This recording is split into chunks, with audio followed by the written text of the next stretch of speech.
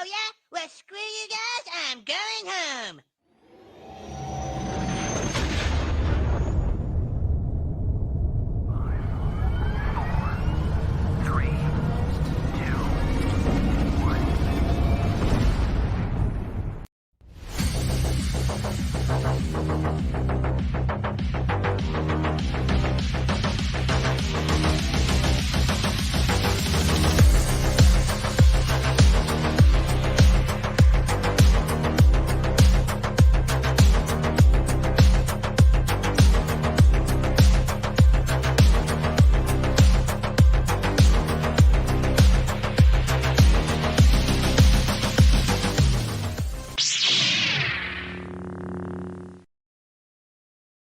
Hello and welcome out to this week's episode of the Gamers Council. I'm your host, WEBDAVE, along with my co-host, Hargeet Chani. Hargeet, how you doing, buddy? I am okay. I'm good. Cool. I'm doing well. I guess the Xbox community, however, we'll see. Some people seem to be very, very, very, very, very disappointed and depressed and want to jump ship. Calm down. It's okay. Yeah, take a deep breath. It's all going to be good. And then we have over here in the corner, we have joining us, Crispy Bomb. Crispy, how you doing, buddy?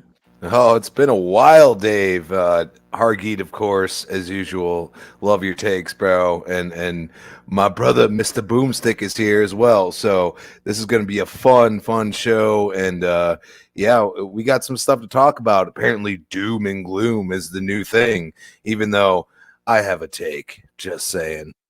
Ooh, well, that's what we're here for tonight, is to hear the hot takes. And then, of course, I said it before the show. My mentor, the man who made this possible. You give me the courage to go ahead with my show, and I'll always be internally and externally grateful for that. So, Mr. Boomstick XL, Craig, welcome, buddy. How you doing tonight?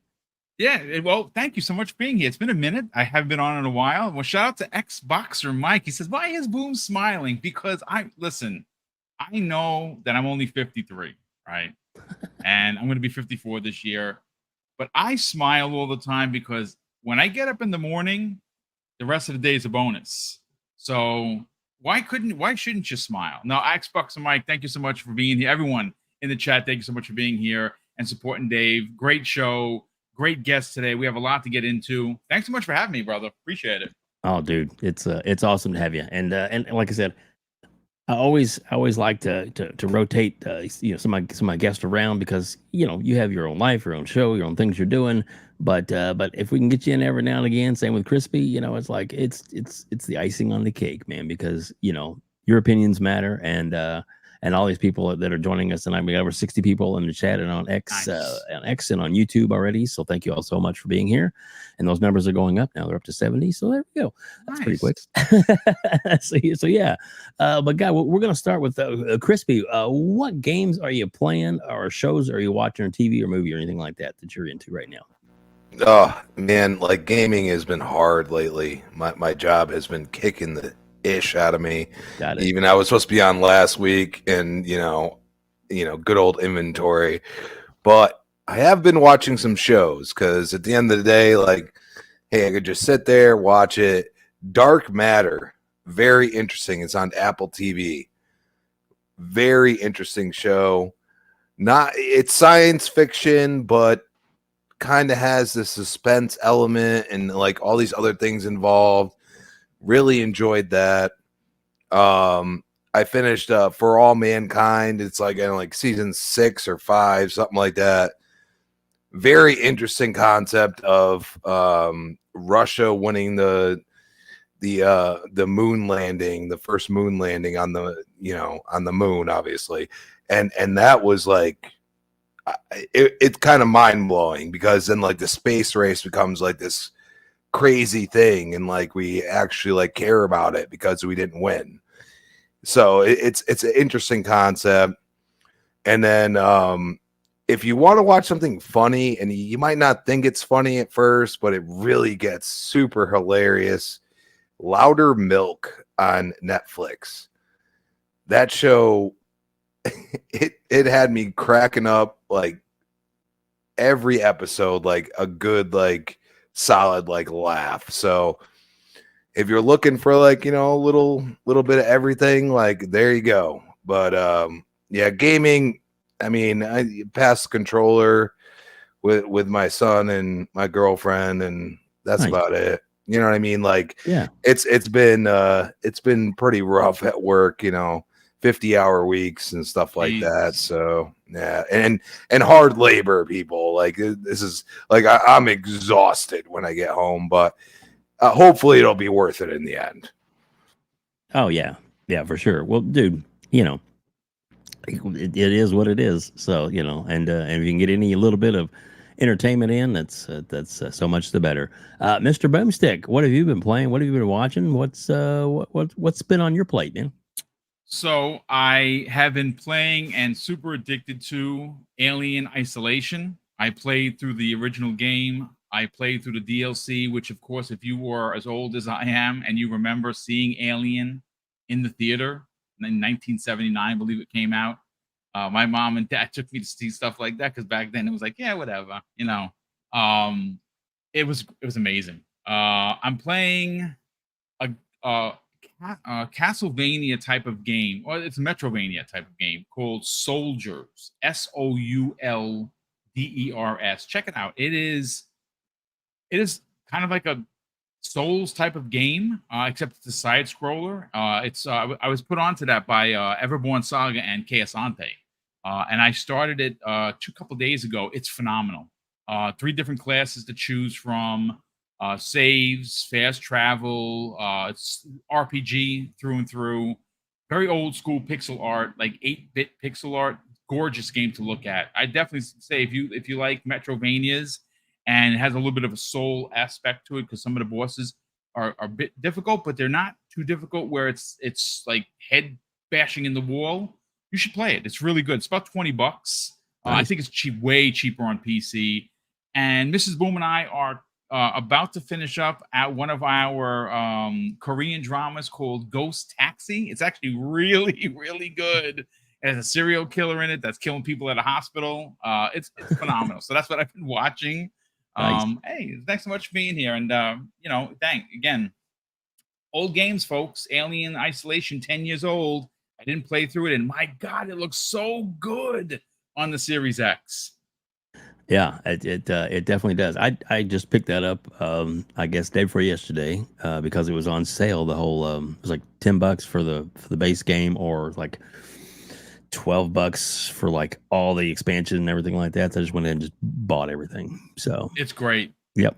So I agree with that for sure. Hargeet, I know you've been you've been doing a little bit of game playing. So let's get into that. What have you been playing, man? Yeah, I haven't really played too much, unfortunately. I've been kind of doing my movie thing, so watching movies. I'm just ripping all my movies and putting them on a NAS. I'm at the S or as far as the alphabetical list. So it's just taking time.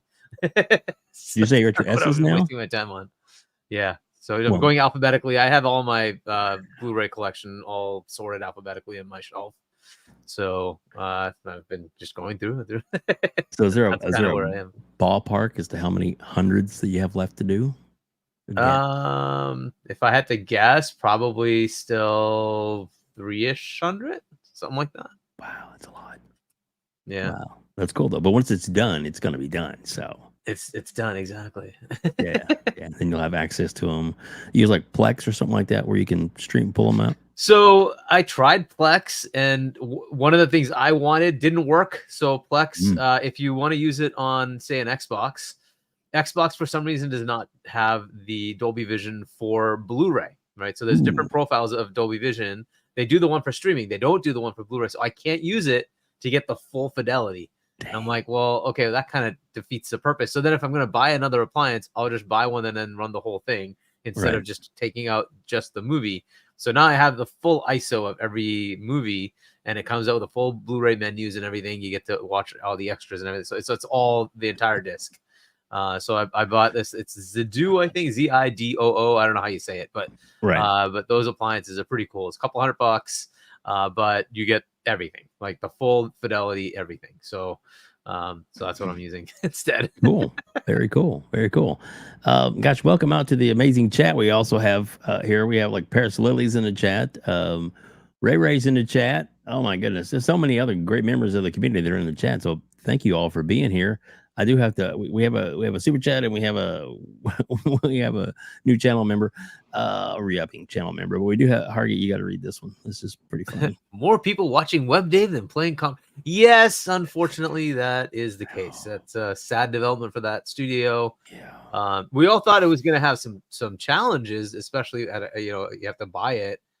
Apparently, all the folks on Steam who could return it actually returned it and didn't bother playing the game. On the PlayStation side, you had people who don't know, you had to first buy it, and that's how they did their beta. So you had to buy it. A lot of people bought it on PlayStation and on Steam. Yeah, they opened it up further and further and allowed it for PS Plus, and then allowed it for everybody. But those who bought it on PlayStation, I think they're still playing it. I think there's several thousand players on PlayStation side, but it has gone spectacularly poorly for them, and it's sad. But we thought it was going to struggle, but my goodness, the numbers are just not good. Yeah, and we'll get into that more in just a little bit. We do have let's go ahead and get this member chat real quick, and then this super chat. Yep, Adidas 20 member for 11 months. Thanks, bud. Awesome, Adidas. Thank you so much, buddy. And then he gives us $5 super chat. Great panel. The Web Slinger, Crispy, Hargeet, Olives, and Ginger Ale. Salute to the panel in chat. I will give you the olives. I don't know about ginger ale, but goodness. He means that for me. I'm a ginger ale kind of a guy, so I don't drink. There you go. There it is. I know who that's for.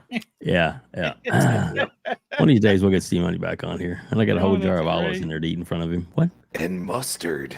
Exactly. Mustard. Yeah. Little grape coupon. That's it. I'll just play that commercial on loop. I got some habanero mustard for you.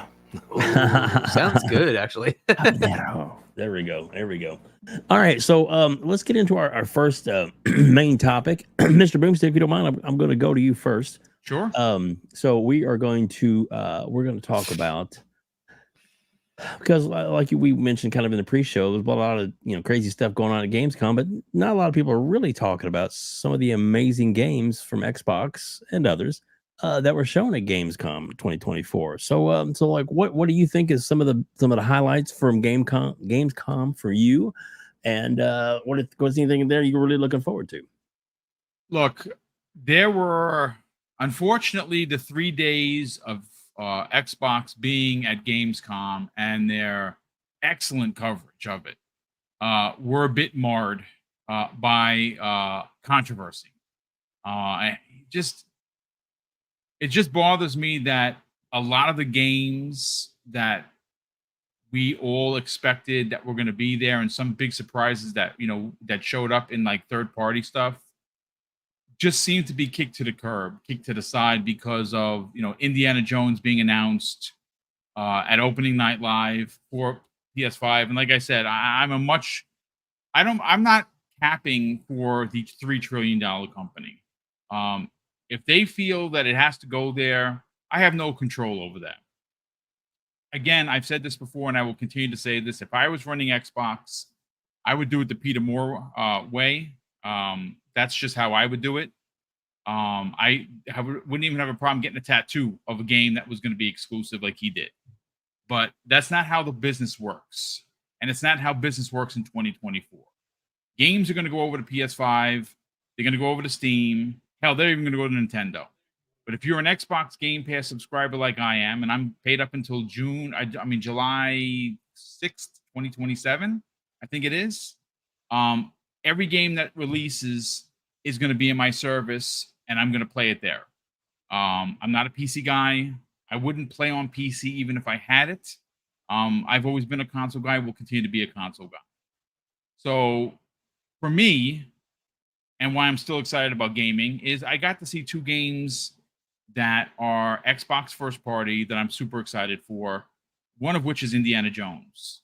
And I got a chance a week before, I said this on my show, a week before Gamescom, I was invited to a closed door Bethesda event. And I got a chance to. I didn't get a chance to play it, unfortunately, but I got a chance to see like 10 minutes past where what they showed at Gamescom.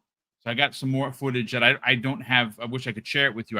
We couldn't record, so I don't have it. But as someone who's an Indiana Jones fan, and someone who went with his dad to see it in the theater, like I've talked about on the show, this is as close to actually having a new film that's good and being in this world of Indiana Jones. The first person aspect really does lend itself to what Indiana Jones is. It's an adventure. It is spectacular sights that, I mean, the game looks absolutely stunning. I mean, what they were able to do with this game and what we saw and what I saw past what you guys saw is just incredible. It's one of my most anticipated games, more than likely. And again, I have to the rest of the year has to play out. You know, we still have Star Wars, we still got Assassin's Creed, we got Space Marine 2. There's so many games coming out in the next 2 or 3 months. If I know myself, Indiana Jones is probably going to be my game of the year, just based on what I've seen.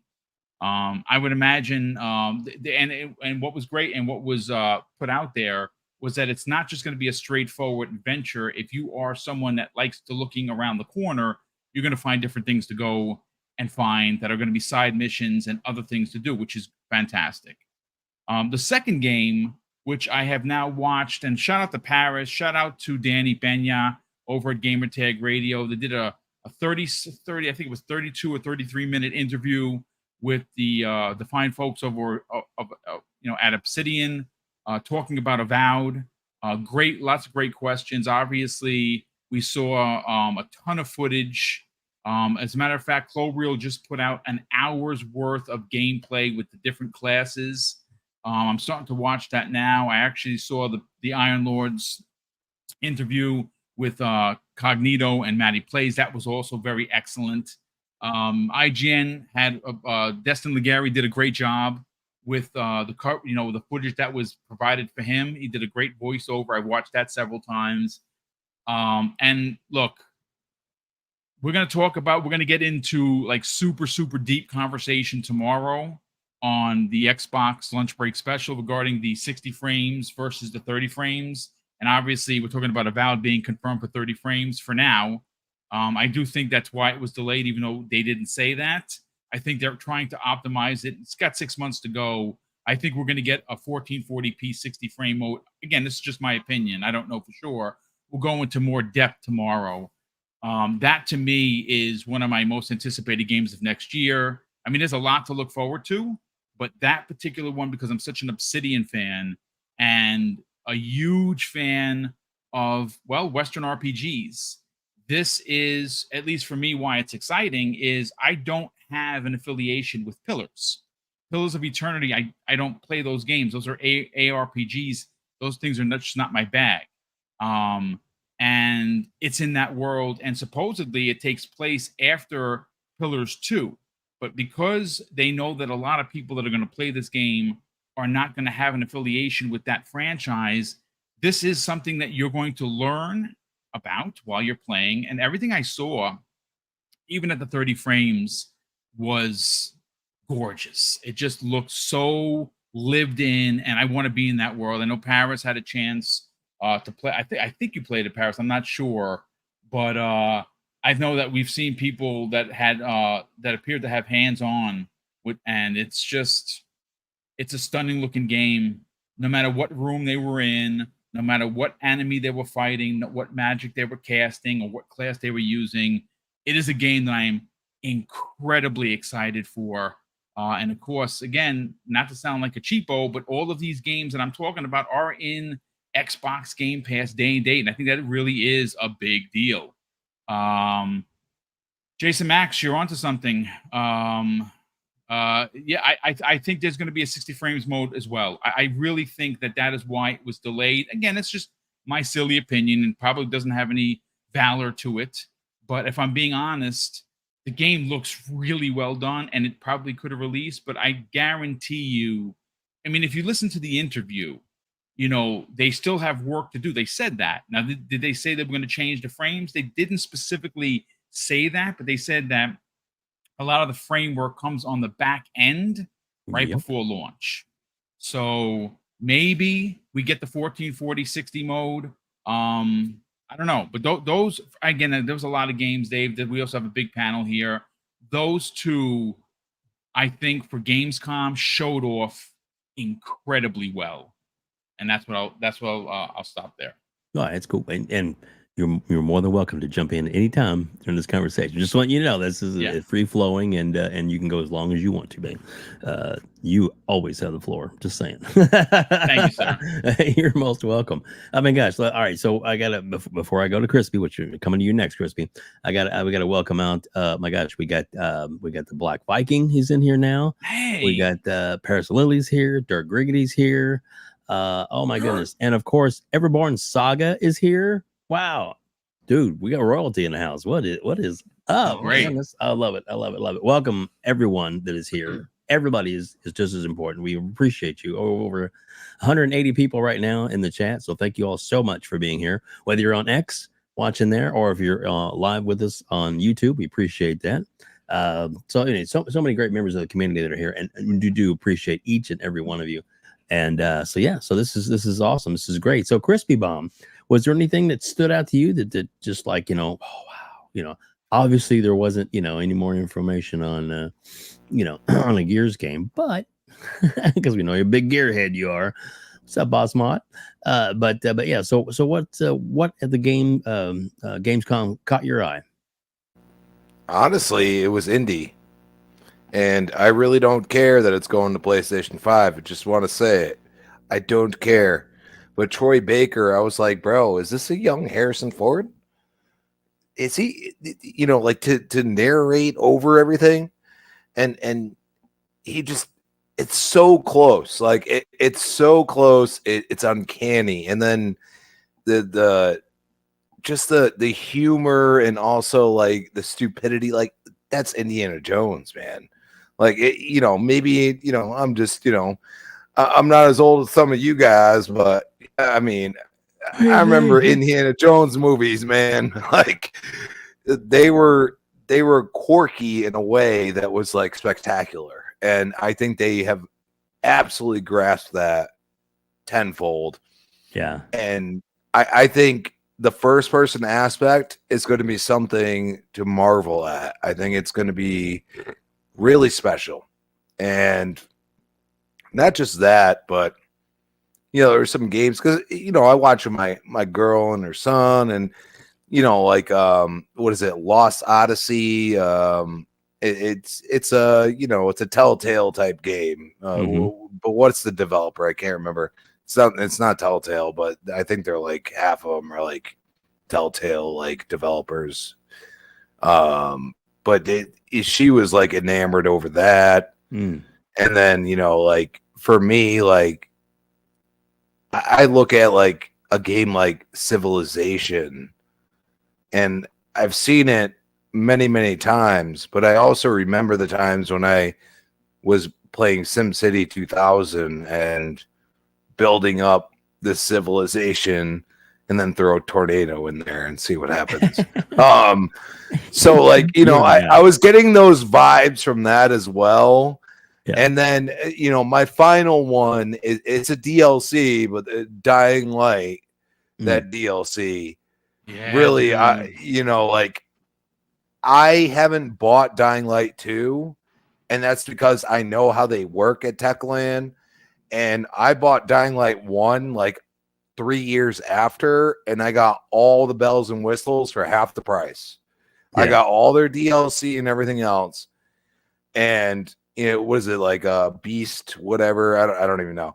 But it gravitated towards me because like I love certain aspects of Dying Light. I love the parkour. I love like certain like things that you think are unattainable you can actually get to, but you have to like think, and it's almost like a puzzle within the game.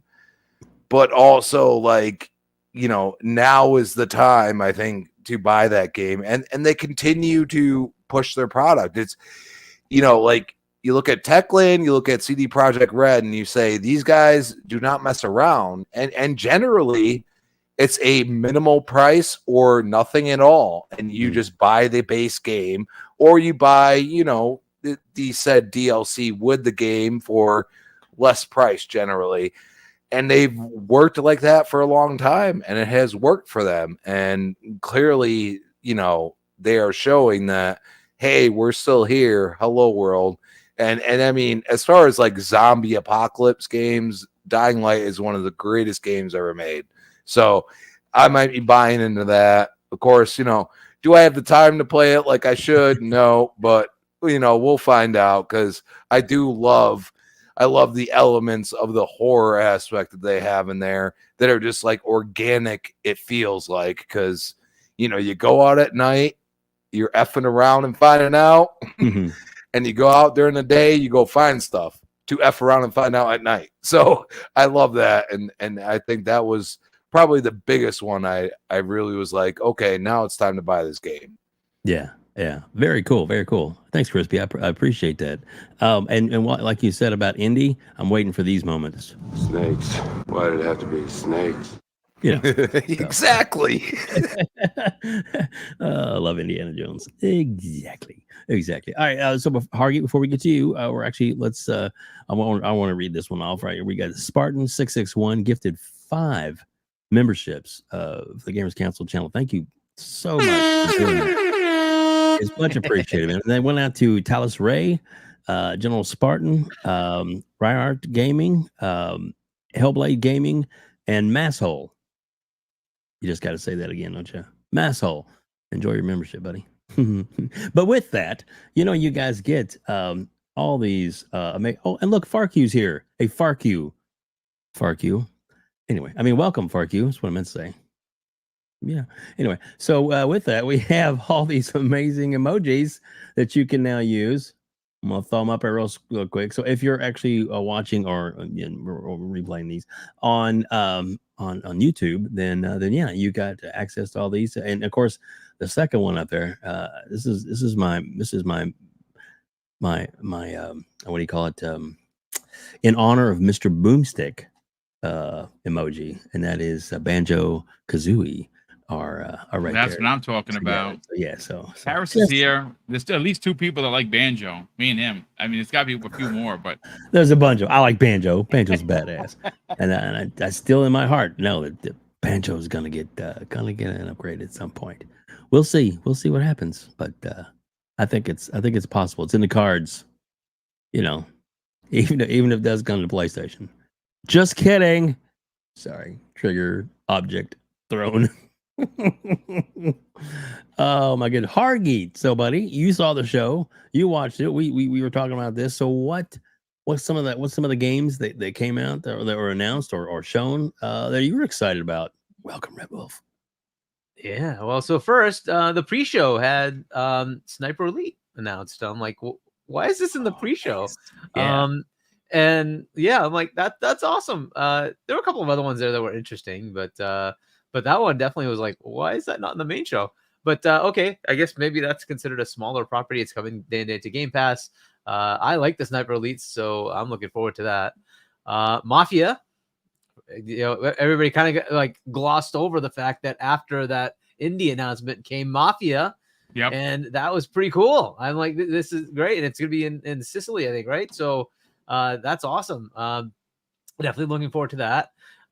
Borderlands got announced. That looks pretty cool. I got a release date for Unknown 9, which I've been looking forward to. So that's coming out in October.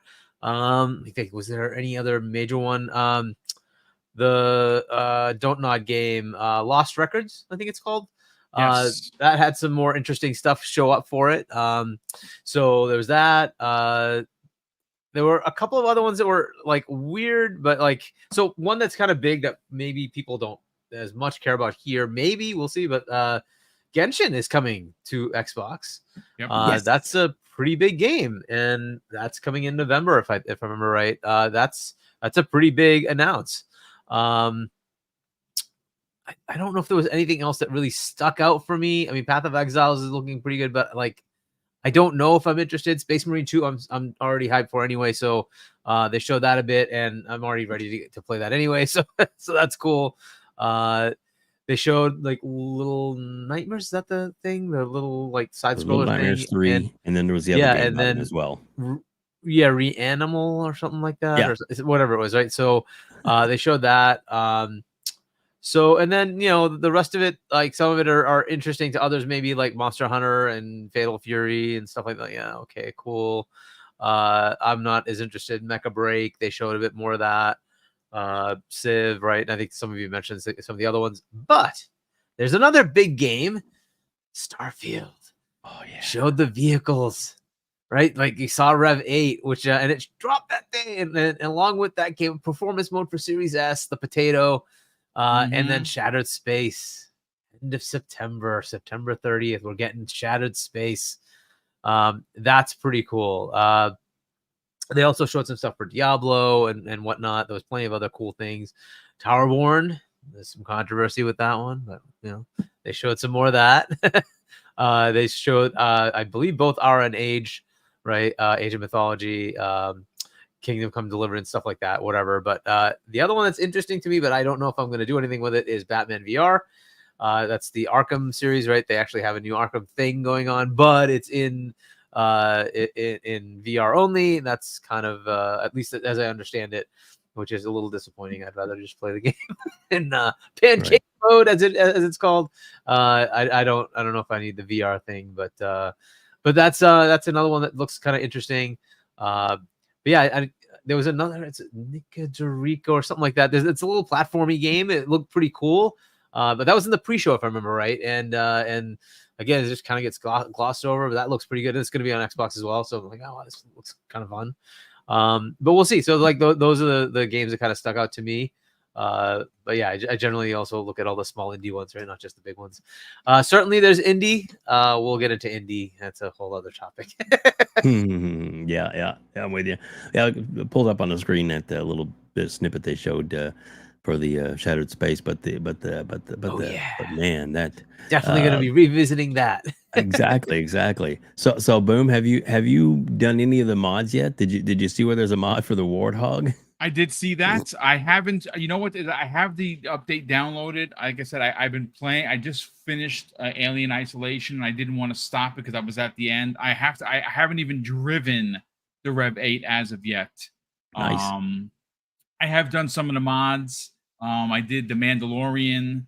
I'm obviously going to shut everything off because I want to get whatever achievements are going to happen for Shattered Space September 30th. I'm just glad that that's going to be again. Have you seen like some of the stuff that was broken down? Does anyone remember the game Fear?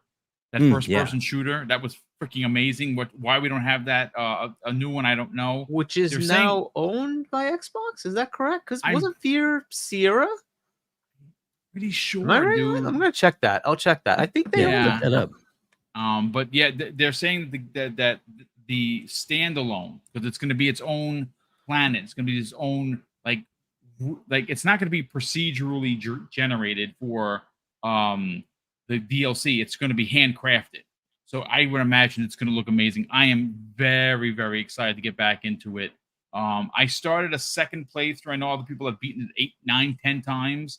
I just started my second playthrough. I want to play through it again. At least start playing through it. Kind of get myself reanimated with the acclimated, I should say, with the controls and everything. I'm very excited for Starfield's DLC. It looks freaking phenomenal, and obviously on the screen we're watching it right now. It looks really good. Yeah, I'm excited for it too. Yeah, all the original Fear games are backwards compatible. Let's see. Somebody said that the first Fear was published by Sierra, but Warner Brothers. They say Warner Brothers has Fear. Abdel says like Fear is now WB, if I'm correct. Yep. So Microsoft buys them. It was Sierra that published it. What was that? Who said? But I'm just. Oh yeah, you think they're gonna buy them? Well, we'll see what happens. We'll see what happens. Clearing the slate, making it, hey, FTC, our games are available everywhere. And the only thing I'll say on that, it's just I don't know that would be the one that they would go after. I mean, right. I'm sure they're talking to them. Like they're we'll get into all that later. I have an idea who they're going to go after. It's preposterous in theory and thought, but Hargeet, we're on the same page of where they're going next.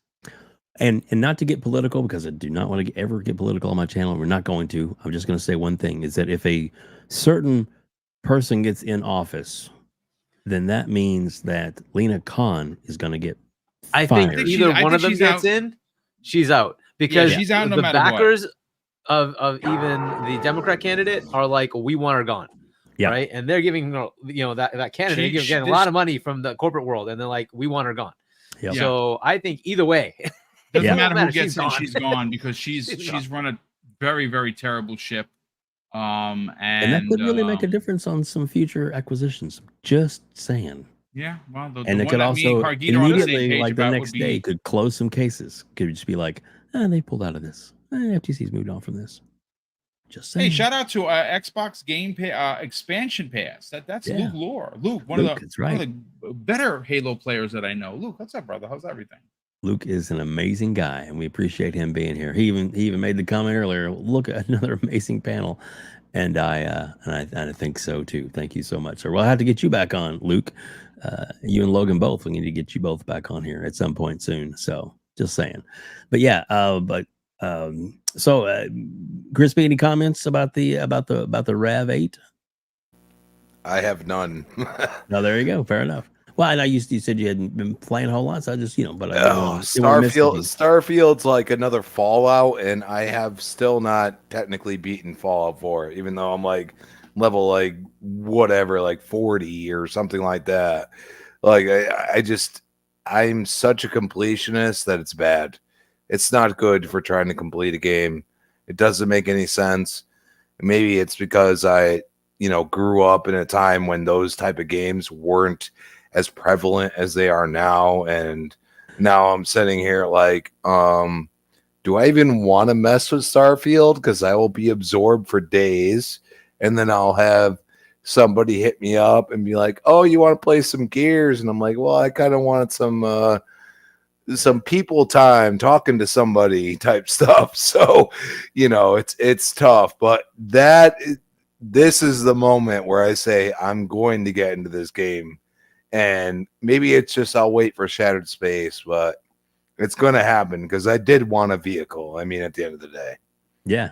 Well, at least we'll just wait. At least at some point that you have Game Pass, you can at least download it, try it out, see if you like it. If you don't, move on, or at least have. Well, I mean, it's loaded. Like I played like 8 hours or something, but I know myself, and I know that like I'm gonna get lost in the stupid crap.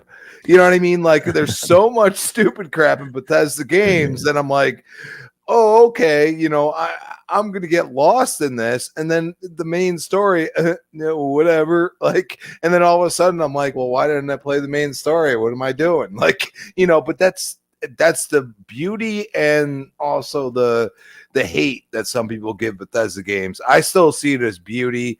It's just I have to bring myself to say, okay, like now the Rev 8's there. Now I can like traverse these worlds much easier, probably in my eyes. Maybe some people just use a jetpack. I don't know. But that's what I'm saying. Like, now there's something there that I can say, okay, like I might have like the crappiest ship, but if I have like the most extreme Rev 8, I'm good. Because like I'm just navigating everything. And I think that's something that like they showed it really well, by the way, in Gamescom. I'm just saying about that. Yeah. Very, very, very good point for sure. All right, Mr. Boomstick. I'm gonna go to you, and we're gonna do a little roulette spin. Boom has to head out just a little bit early tonight, but he's gonna be here for a while. Don't worry. We got him for a while, but so that we don't miss any topics he might be interested in, I'm gonna throw it over to Boom and say like we can talk about only Xbox can save PlayStation. Spicy. Concord has failed and will cost Sony. I don't know, maybe these titles.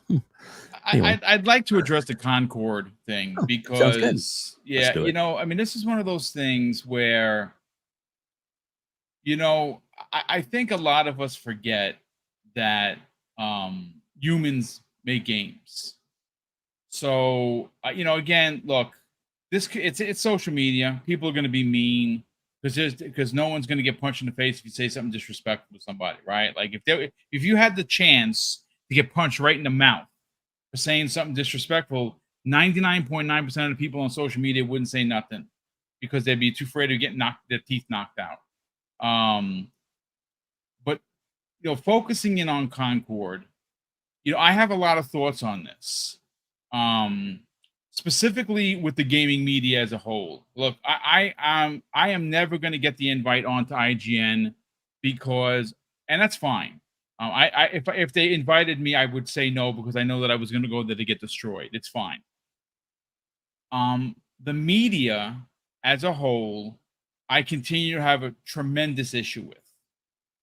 Besides just completely being focused on, you know, engagement and using, you know, negativity as a watermark, if you will, to who they're going to pile on, it's very obvious who is paying the bills. And, you know, again, this is just my opinion. Please, you know, if you're going to push back against it, I hear you. I'm not going to agree with you because I'm giving you my opinion, and I'm not changing my views on it. The gaming media, and I'm not saying everybody, because there are plenty of journalists and plenty of publications that I like, that I consistently talk about. VGC being one of them. I had a chance to meet Andy Robinson in person. Believe it or not, just on an elevator ride. Got a chance to just, hey, I was like, hey, you're Andy Robinson, right? VGC. Oh, who are you? I'm Mr. Boomstick. Oh, I've heard of you. Now, maybe he was bullshitting me, but, well, he said it.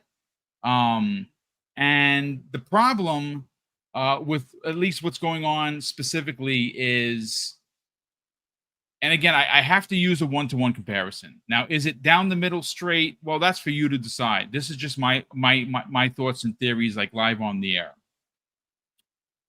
Redfall came out and it was a mess, right? 30 frames, half incomplete game all the way. Now, I played through it. I make no apologies. I put over 80 hours into that game, and I loved every second of it. I rolled multiple characters. I beat it once fully, started a second character, started a third character. I very much enjoy it. Every now and again, when I just don't want to commit to something, because I know something like Star Wars is going to be out for Ubisoft Plus in a couple of days, I'll pick it up and I'll put like maybe 10 more hours into it and I'll play it. Now, I enjoy it. Now, if you don't enjoy it, I hear you. I'm not here to fight with you over it. But I got to tell you that if you go back and you look, and there's been a lot of posts on the socials about how bad the game was, and it just was article after article after article. Now, I'm not saying that the game releasing in the shape that it didn't deserve some pushback from the journalistic community as well as the gamers, because the game was terribly it was half-baked. There's no doubt about it. But when I look at something like Concord, and I'm not pointing at it, laughing at its demise, because that's what an asshole would do. And I'm sorry. I'm not going to get into that, because at the end of the day, my heart goes out for the developers that put their soul into this game. The game is just it's mid at best. Okay, it is a game that was put out there, and it's been on development for over 8 years, which is a bit shocking, to be honest with you. So I don't know if this game changed directions multiple times, or if this was ever and always a hero shooter. I guess someone's going to write a book or someone's going to post something. But this game is mid at best. The characters are just not appealing at all.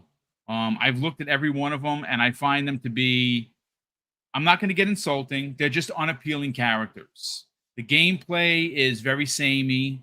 It seems like Sony put all the chips in on this game, along with Jade Raymond's game that's coming out. That's, I would imagine, still coming out. That looks very, very samey to like Payday.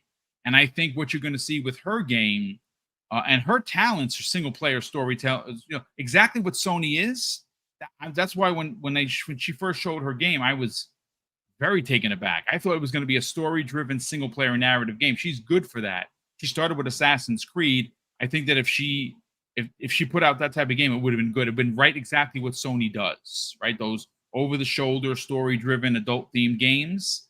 But it's not. It's a multiplayer gas game. And you got to remember, Jim Ryan, before he was sent packing, said that they had 12 in development, which means that they took a massive change and a gamble on releasing gas games. And this is one of them. And Concord, these are numbers, gentlemen and ladies, that I don't think any of us could have gathered. I looked this morning and I saw 121 humans playing a game that released just the other day. I don't think it has broke 1,000 players since launch. Like, I think the highest the max was like 7 and change. 697. So, that's what I saw. Yeah, it's not good, man. And like I said, I know some people are going to use this as console war rhetoric. I'm not. I don't have to. That's right. I told you guys and gals from the jump, that is just not my bag. I don't play hero shooters. Now that's going to change with Marvel Rivals, but that's in a class by itself. Like that's totally different. I'm a Marvel stan. I make no apologies for it. But the Concord thing, look, folks, I'm here to tell you, and clip me if you want. I'm sure there's going to be conversations over it. You know, I got clipped about half a dozen times this week already having this opinion.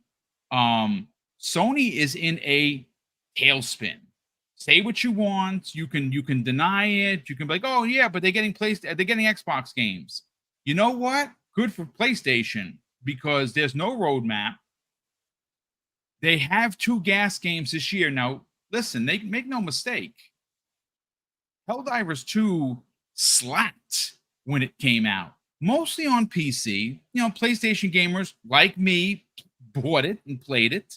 Right? I enjoyed the heck out of it when I played it on PS5. But that game has dropped like severely. Now, I would imagine that as soon as they get some big content update, you'll get some players back. There's no doubt about it. But PC is what saved that game. PC is not even saving this game right now. And again, it's a bit shocking. Like, they really kind of put all of their chips into this thing, you know, and now the studio, which they purchased, I'm sure they purchased it for this game in the purpose of having a gas game that was going to make money for them. And this game is not only dead on arrival, but it is. I mean, I don't even know how you come back from this, to be honest with you. I mean, I'm not a developer, so what the hell do I know? But man, this game out of the gate, you know, is just not doing well. And I would imagine that like Soap Stars or Foam Stars, Foam Stars or the Destruction All Stars that came out when the PlayStation 5 launched a couple of years ago. It's going to be a game that's going to come and go. It really is. Again, I'm not you know, dancing on the grave of this game. I don't roll that way. But we have to, if we're talking about it, the facts are the facts, ladies and gentlemen. It's not being insulting. It's just being factual. Yeah, Razor Ultron, I hear you. And look, you know, here, and I'm going to pass the mic in a second, but I want to end it with this, Dave. This is how you know there is significant dysfunction at SIE, more specifically PlayStation today. This game came out, and it was a paid-for game. And I swore I would have bet money and lost that based on the beta and how many people had to, we got to remember, in order to get into the beta, you had to pre-order the game. And then once the pre-order numbers were just abysmal, they opened it up to everybody. And even then, it was very lackluster, right? The numbers. How this comes out of the gate, ladies and gentlemen, as a $40 paid-for game, when you have Marvel Rivals coming out with every hero unlocked from inception, and you have Overwatch, and you have all of these other games, these gas games that are out there, these hero shooters that are out there, and they're just pick up and play. This is how you know that the left hand does not know what the right hand is doing. And if someone mentions but they sold 61 million consoles, I'm going to fall out of my freaking chair. It's business is more than console sales. Sure, it's important, but that's not what we're talking about here. And that's what people continue. Oh, but they sold 61 million. Okay, congratulations. You sold 61 million consoles. They are like 7% ahead of the PS4 where they were at this time in their life cycle. That's freaking awesome. But this is a travesty. This is honestly, I would probably say, depending on who you speak to and how old they are, this might be looked upon as one of the biggest blunders, I think, in business, specifically video game business. Because if you want into the free-to-play market, I'm sorry, you got to release a free-to-play game, and this is not it. And that's why people are not playing it and people are not buying it. I'll leave it there. No, very, very good points all the way around, Boom. And your opinion's always welcome. You know, you can keep going if you want to do. Just saying. So don't feel like you got to stop talking, because you don't. So, but yeah. So and kind of to shout out to Luke. Hardware doesn't make money. It doesn't. So if you're like, 61 million, they made, maybe $1 on each system. Just saying. So let's like get all excited about that. Hardware isn't where you make your money. It's software that does that. And services. And microtransactions. Which is what Microsoft is really pushing toward, is services. And to be fair, that does mean sales of games on their store, microtransactions through their store. That's the value they get out of it. So there's something there. But yeah. Oh yeah, very true, very true, very true. But yeah. So all right. So Crispy, what are your thoughts on this? Oh, Lord. Well, let's be honest here, all right? My problem with Concord is you came out with this and canceled a multiplayer Spider-Man 2. You canceled Factions 2. You canceled legacy titles. You said that, Twisted Metal was kind of in development, and then they canceled that. You put out TV shows and movies, especially Twisted Metal. I mean, that show, I loved it. And why not, gravitate towards that? When they think of multiplayer, all they're thinking about is hero shooters at this point. Or, heist shooters. Because, Haven's going to come out with, what they come out with. Is it going to change? Probably not. And you're looking to Steam as some kind of tentpole. Well, Helldivers showed you Steam is a tentpole, because if you release the game on PC, guess what? If it's decent, they're going to play it, at least for a period of time. Now, people could say, oh, Microsoft's released all kinds of games on PC. Yeah, they have. And they've had, differing aspects. But there's one thing. When you have legacy titles, I mean, come on. Hero shooter for me is like a SOCOM. Okay? Bring SOCOM back. What are we doing? You know what I mean? These are things that I look at and I say, Sony, you're trying to jump before you can even run when it comes to certain aspects of multiplayer gaming. And then not only that, and I see this is a big problem because I've seen it multiple times, the $40 price point. Why? Okay, how long have people been playing Rocket League? How long have people been playing Fortnite? Even Overwatch. Think about that. That's your hero shooter. That's the way people look at it. If it ain't as good as Overwatch, why the hell am I going to play it? That's what people look at. And they keep going towards this full-on games as a service game. Look, I understand it. We all say hey, Xbox has been doing this for a long time. But they've also done it in nuances. And maybe it's the one time they didn't jump and say, we're just going to do this and that's it. But Sony decided to do it. So when Boom says, Sony's in the pickle. Yeah, it is.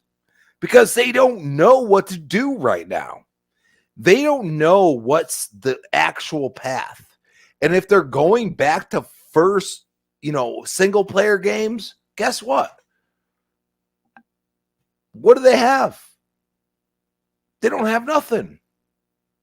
And this could go into probably another topic because I just don't understand it. I don't understand how you take, even Killzone, for the love of God. Like, come on. Like, the story was good. And I played Killzone 1 and 2. They were really good. And then Shadowfall, okay. But they have had games that have done so well and have been multiplayer centric as well as single player centric. And they have completely lost that. They don't know what to do right now. And now it's all about money. And that's where I go and say, when it's all about money, you're going to get screwed because people aren't going to gravitate towards it. Concord looked about as good as when I saw Bleeding Edge for the first time. Here's the thing, though. Ninja Theory was building Hellblade. Okay? Hellblade 2. Bam. There you go. All right. They already knew what they were doing. This was a little pet project. But at the same time, Xbox had Grounded. Obsidian. Oh, you made this. Oh, it was not supposed to be anything. And it became something. This is the difference. They don't know as well. Microsoft doesn't know quite as well as anybody else, but they do support their legacy titles. They do support them, and I haven't seen any legacy titles lately from PlayStation, except the single-player remaster. Come on, people. You know what I'm saying? Like, we can have a multiplayer element to single-player games. It just is a different mode. This is what I grew up in under the Xbox ecosystem. What are we talking about here? So I just, people can, say, oh, the devs and everything else. You put out the product, you signed off on it. That's on you. Okay? That's not on me. It's not on me for giving you critiques. What I'm saying is maybe PlayStation, Sony, you actually look at your legacy titles, maybe relicense them like Microsoft has done and stuff like that. Maybe even release this in your service. Okay, Concord, go in the service. Oh, wait, Destruction All-Stars didn't do too well. There's a lot of examples. Because at the end of the day, I feel like PlayStation's just, hey, play Madden, play Call of Duty. Here you go. That's all we want you to play because we make the money off the microtransactions. That's all they care about. They just want to see dollar signs. And that's where I say, like, Phil is doing a little different, but we're going to get into that. Yeah. Yep. Hargeet, your thoughts? Well, okay. So a lot of what you guys said, right? Basically, that's all there, right? There's a financials model that's going to be somewhat interesting for PlayStation. The dynamics are changing in the gaming world. They just are. The biggest game that made them money on PlayStation was Call of Duty. That's now owned by their competitor. That'll still make money for them because they're going to put it there. Is it going to be the same amount? We don't know. This is why they had the bold, like, we got to move and go into games as a service big time, have our own so that we're not, in some ways diminished by our competitor that has now opened up their wallet to go compete. Because look, the potential for Xbox to move forward is to say, why not have more of these, right? The reason they're looking at this, exclusivity thing is to say, well, we see the financials of Call of Duty and it just prints money. Why aren't we doing that with our other IP? Like, why is that not the case? And there is a thing to understand about enthusiasm of a platform, having exclusives to make that happen. Fair enough, right? There are some emotions that go into that. But that doesn't preclude them from saying, I'm going to look at what the industry has and say, well, we bought Minecraft. It was already a very big seller. and we just made it bigger, and we just kept printing money with it. Cool. We're going to buy ABK, and we're not making anything here exclusive. We're just going to print money with it, including Overwatch, which still, even though people think it didn't do it still like has a lot of players. It's very good. And they just released new content to compete with Concord, which they didn't need to do. And that game is still doing well. Tens of thousands of players, if not more. Right. So this is the world they're looking at. And you look at those top 10 lists all the time. Who's playing what on what platform? That's what they're going to go after. And, and PlayStation recognize that. They know what's going on. They know they're going to still get the games, but it's like, yeah, you can't do the marketing deal, though, where you make it sound like Grand Theft Auto is your game. But Call of Duty is always now going to be the Xbox game because they own them. It just is what it is. When it gets revealed, it'll be on the Xbox stage. That's how it's going to go. If they do that with more of them, that mindset will kind of shift. That's going to be a problem for them. That's why they went all in. We got to go get these games. Now this game, as I understand it, they funded the creation of this, right? So this was a while back. Sony partnered with the company that owned this studio and started this game with them. Okay. And then they said, okay, we're just going to buy that studio. And that was 2 years ago, I think, 23, I think. Right. This is after they bought Bungie. And they must have seen something here. I don't know what they saw here, but they went ahead and canceled all the other games. And you're like, this is the one you kept. Okay. They must have sunk quite a bit of money in it. 8 years of development costs that Sony footed the bill for. So what are they going to get back from this? So it's failing. That's not a good thing. We all kind of saw it, right? We saw it from the enthusiasm that was there with the beta. It was open at the end to anybody, and still they didn't get a lot of players. What's going to happen to the studio? They'll continue doing what they can to try to get something out of this. They're another thing with the numbers, by the way, is they're paying streamers to play this game. Those players are probably just the freaking streamers, along with Sony people, maybe even the studio themselves playing the game. And that's just not good. I don't like it. Nobody saw this. I wasn't expecting it to be this bad. I expected a little bit of a spike, right? A couple thousand, maybe 5,000-10,000 play it, maybe even 20,000-30,000 play it, and then it dips or something. I didn't expect it to not even hit 700. That's like historically bad. It's just good. There are games that don't go this well, but they're not AAA level budgets. This is a big game, and it's just not something you expect. We keep comparing it to things like Bleeding Edge. Bleeding Edge was a couple of people at freaking Ninja Theory. It was like making 6 or 8 people. Side game. 10 people made that game. Yeah, 10 people. And that did better than this. And you're like, dude, what is going on? How? So, but it is what it is. This is where they are. And they have to kind of reconfigure themselves, which is why Jim is gone and Connie's gone. And they've recognized that what they were doing wasn't working. They had to cancel a whole bunch of games. And now they're trying to figure out what the next step is. The reason they had to do all this was, of course, they were banking, like you guys were saying, they're banking on those multiplayer games on their platform to fund those very expensive single player games that they have. Well, what's going to continue to do that now? We'll see how they make this happen. But everybody keeps looking at Xbox is failing. It's dying. The platform's going away. They're putting games on PlayStation. And they'll put them on Nintendo, by the way. Don't expect that that's not happening. That's going to happen. But they're looking at the world in a very different way. And you have to listen to what they're saying. So Concord is a problem. But Microsoft says they're competing not with Sony, not with Nintendo. They're competing with Amazon and Google and Apple and Tencent. They're going into the $1 trillion players, not to the $1 billion players. That's their partners. That's where they're going with them. Sony and Nintendo are the partners they're going to use to keep sustaining the console business.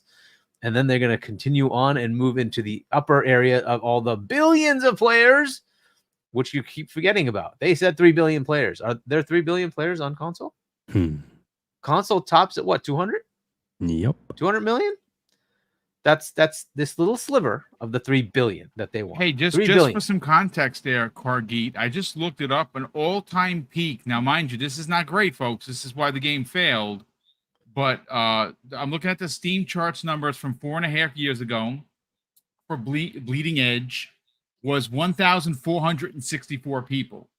Wow. Which is more Yeah, than that's what, double. Like about double. Yeah. That's double of what Concord has, just for context. So, and again, Bleeding Edge was not not a success by any means, but again, it was a passion project. We expected that. It was, and if it took, it took. If it didn't, it didn't. And very similar vein, that was kind of a hero shootery game, right? So, but either way, we take that aside. Most of the games that they've put out outside of one, Helldivers, which was an existing IP, and that one looked good and it did well until they messed it up. It's still doing well, by the way. We shouldn't like say it's dead. It's still doing really well. It's doing pretty good for a normal game. Now I don't know how long that lasts. We'll see, but good luck to that team, and hopefully they can keep doing something with it and make some money off of it. The problem here is they didn't do it the way you should. A Bleeding Edge, right? How much of an investment is that? Not a lot, right? If it fails, not that big of a hit. This is going to hit. There's no way out of it. They're paying for marketing on this in very large amounts, right? So on top of paying for the development costs, which is probably north of $100 million, and then they're marketing probably at least half that. Yikes. What are they going to get in returns? What are they going to get in returns? Has this game sold much at all? 4,000 copies, 5,000 copies? Like, how many people bought this thing? And I'm saying that's probably all on PlayStation.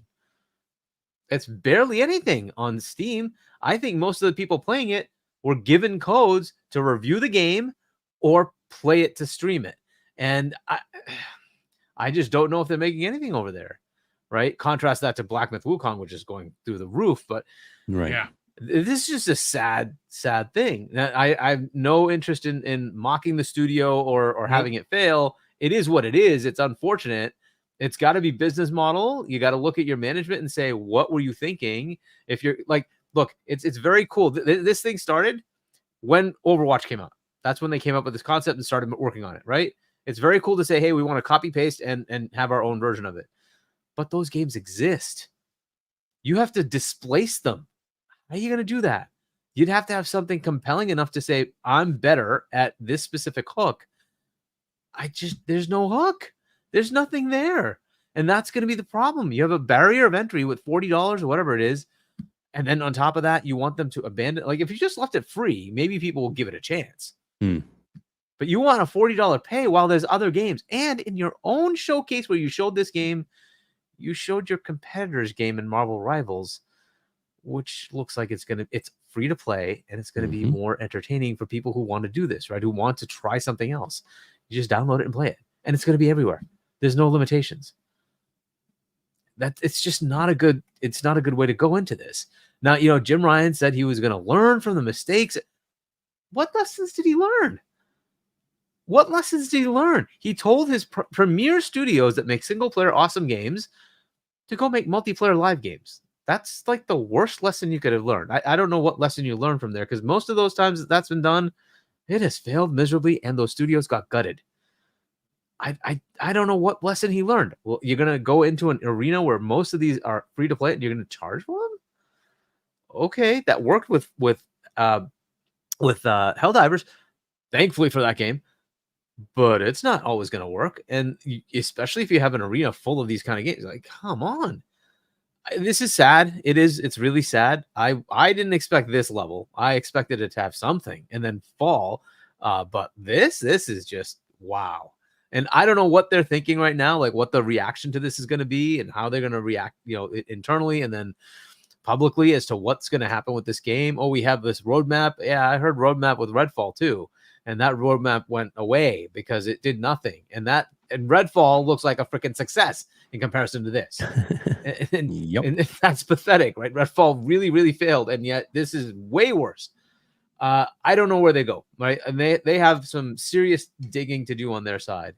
There's a lot of challenges, but they still have the name recognition. They still have a very high market share in Europe versus Xbox, in Asia versus Xbox. And I say that because we can't forget Nintendo still exists. And Nintendo may come in next year and say, yeah, all those games that you have everywhere else, yeah, you can play them here too, and you can take them with you. Yeah. And that might just try to shift the market and say, wait a minute, I just buy this one $400 thing. It's cheaper than PlayStation, and I get everything but like the non-existent PlayStation games, because what games do they have? So that's going to be a problem. And Nintendo's lineup is not going to be lacking. They're going to have a lot of games. And they're going to throw a lot of enthusiasm. What happened when that Switch came out? It had Zelda Breath of the Wild, one of the top games of all time. And they said, you can buy this Switch. Hey, you can even play it on the Wii U if you want to go buy it. Nobody wanted to buy the Wii U. They're like, no, I'll buy the freaking game, even though I don't have the hardware. It outsold the hardware. That's how crazy Nintendo is.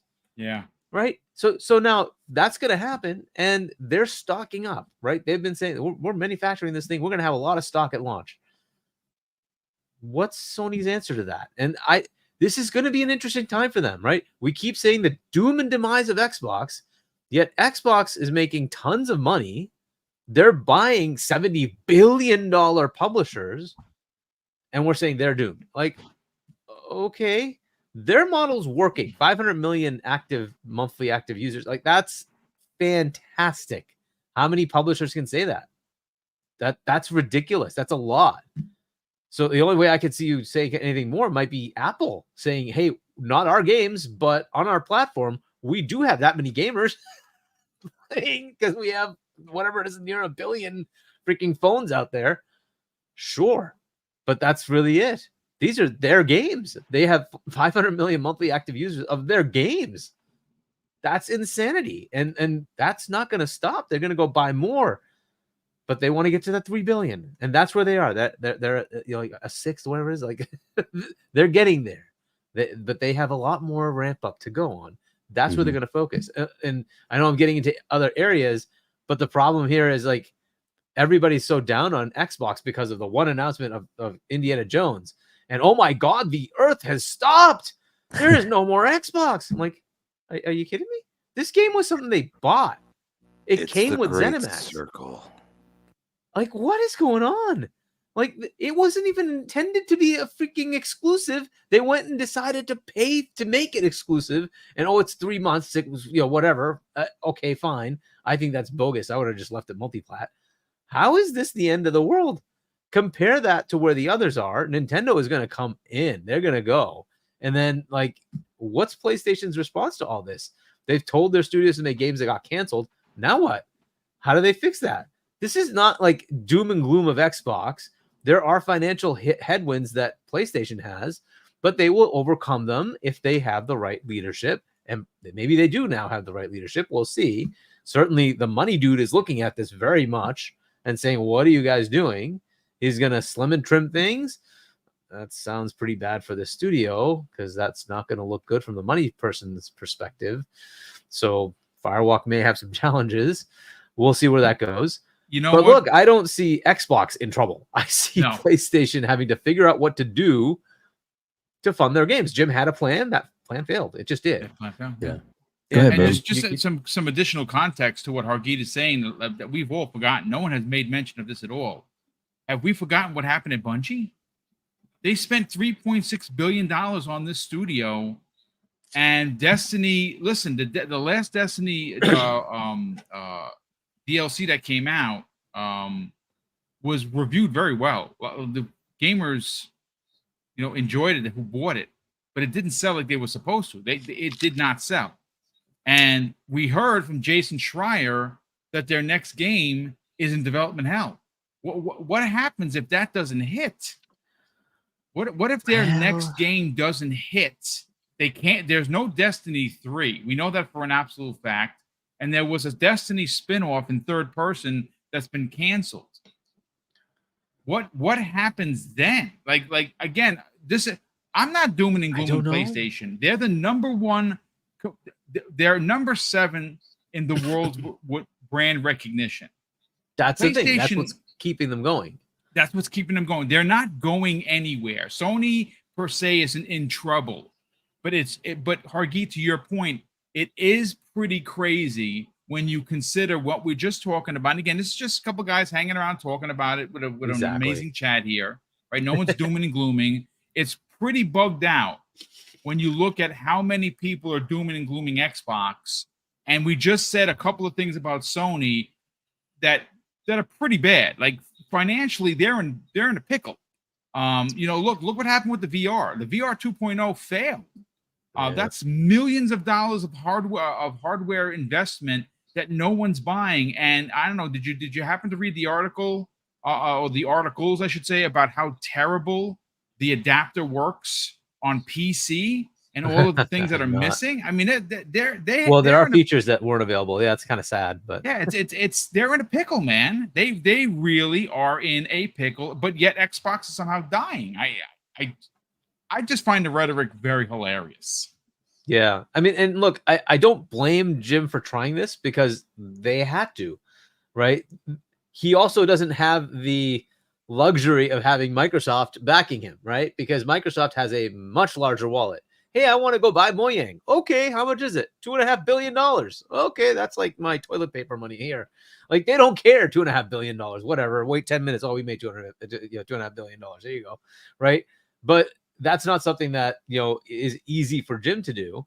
But that's kind of what they really need to do. They need to go buy somebody. They did in Bungie. They tried to buy somebody that is established.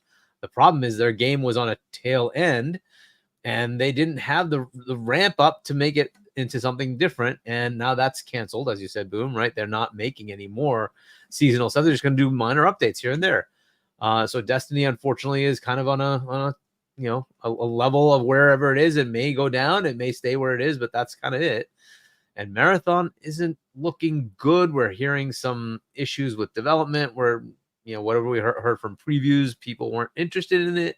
So they're changing the game and trying to make it something different. Yikes, right? It's another potential. I mean, good luck to them. Hopefully it works out. But, that's the bet that Jim made was let's go get Bungie. And unfortunately, that bet has also seemed to fallen flat, unfortunately, right? That was a pretty big investment, $3.5 billion. They also bought Haven, and we don't know anything about that game. What we saw from a little sizzle reel, thing that they created as a potential of what the game might be. We haven't seen any gameplay. We don't know, right? So we'll see what that game is, but it's still there. It's a potential. Bend is working on a multiplayer game. We'll see what that is. At least that's what we're told. I think what's the Gorilla? There's some Horizon multiplayer thingamabob happening. I don't know what it is. Yeah, they showed there was artwork leaked on happening. it. Basically it's Horizon that looks like Fortnite. Okay. Yeah. And and we'll see what they do with that, right? Like to make another Fortnite is it's impossible at this point because Fortnite is such a platform that that has so much stuff in it already. It's going to be very hard to displace. Lego tried. We will see what they do with it. Yeah. I mean, like anybody who tries, it's going to be. So the only one that's been successful is kind of an adjacency game is Roblox that has its own platform kind of mentality, right? And it's seeming to do okay, but it's going to be tough to beat these games. It's not impossible though. It can happen. It can happen, but it's just very hard to do. You have to have something very compelling that's going to draw people in. And the amount of money you have to put into it, unfortunately, it has to be a small amount because a lot of them are going to fail. That's another big problem with this model. And I warn people on the PlayStation side, you keep mocking Xbox for trying things and some of those don't rate well. You're going to get the same thing. When this happens, you're going to have your 60 metas. You're going to have your 70 metas because that's what happens. And this is sitting at like 64 or something on OpenCritic. This is the way it is. You're going to have these, they gave it a chance and it didn't work out, right? That's how it goes. Like when you have a Bleeding Edge, I'm sure that was in that same range. It is what it is. You try something, it may fail. This is what happens with live games. You're just going to have to take that. You had Destruction All-Stars. That didn't very well. Foam Stars, I don't know, whatever. Babylon's Fall, was that the other one? Like they've had these games. It is what it is. You're going to try these things. They're not going to go well. You're just going to have to accept that you're going to have those low-rated games too. You just don't, you ignore them because, we had God of War. Oh, my God. Okay, yeah, you had that. But, right, we have Forza Horizon 5. Cool. But there are other games. And you guys keep pointing out the bad ones here, but you don't look at the ones over there. this is what's happening, right? That's why their metas aggregates are pretty close. Yeah. Right. Both of them are pretty close at the same level. They both released the same number of games. People keep thinking that Sony releases a game every 2 days. No, they don't. No. And they're having problems making games now. So we will see where things go with them. This is sad for Firewalk. It is what it is. We'll see where this goes by the end of the year, maybe end of fiscal for them, which is March. Where that studio lands, what happens next. Yeah. Sad news, right? Exactly. But yeah, anyways, we can continue. Yeah, I was gonna say we got Mr. Boomstick has got to head out. Yes. And I do greatly appreciate Mr. Boomstick being with us tonight. But don't worry, the conversation's not over, guys. Stick around. We're still getting into this. So don't worry, we got plenty more to talk about. Chris is going to hang with us for a while, but I definitely want to give Mr. Boomstick his chance to let everybody know where they can reach out to him, where they can watch him, all his amazing content and shows, which I was very blessed to be a part of 2 of them. And Boom, thank you so much. I'm always indebted to you for that. And one of these days we'll sneak on again when I can work it out.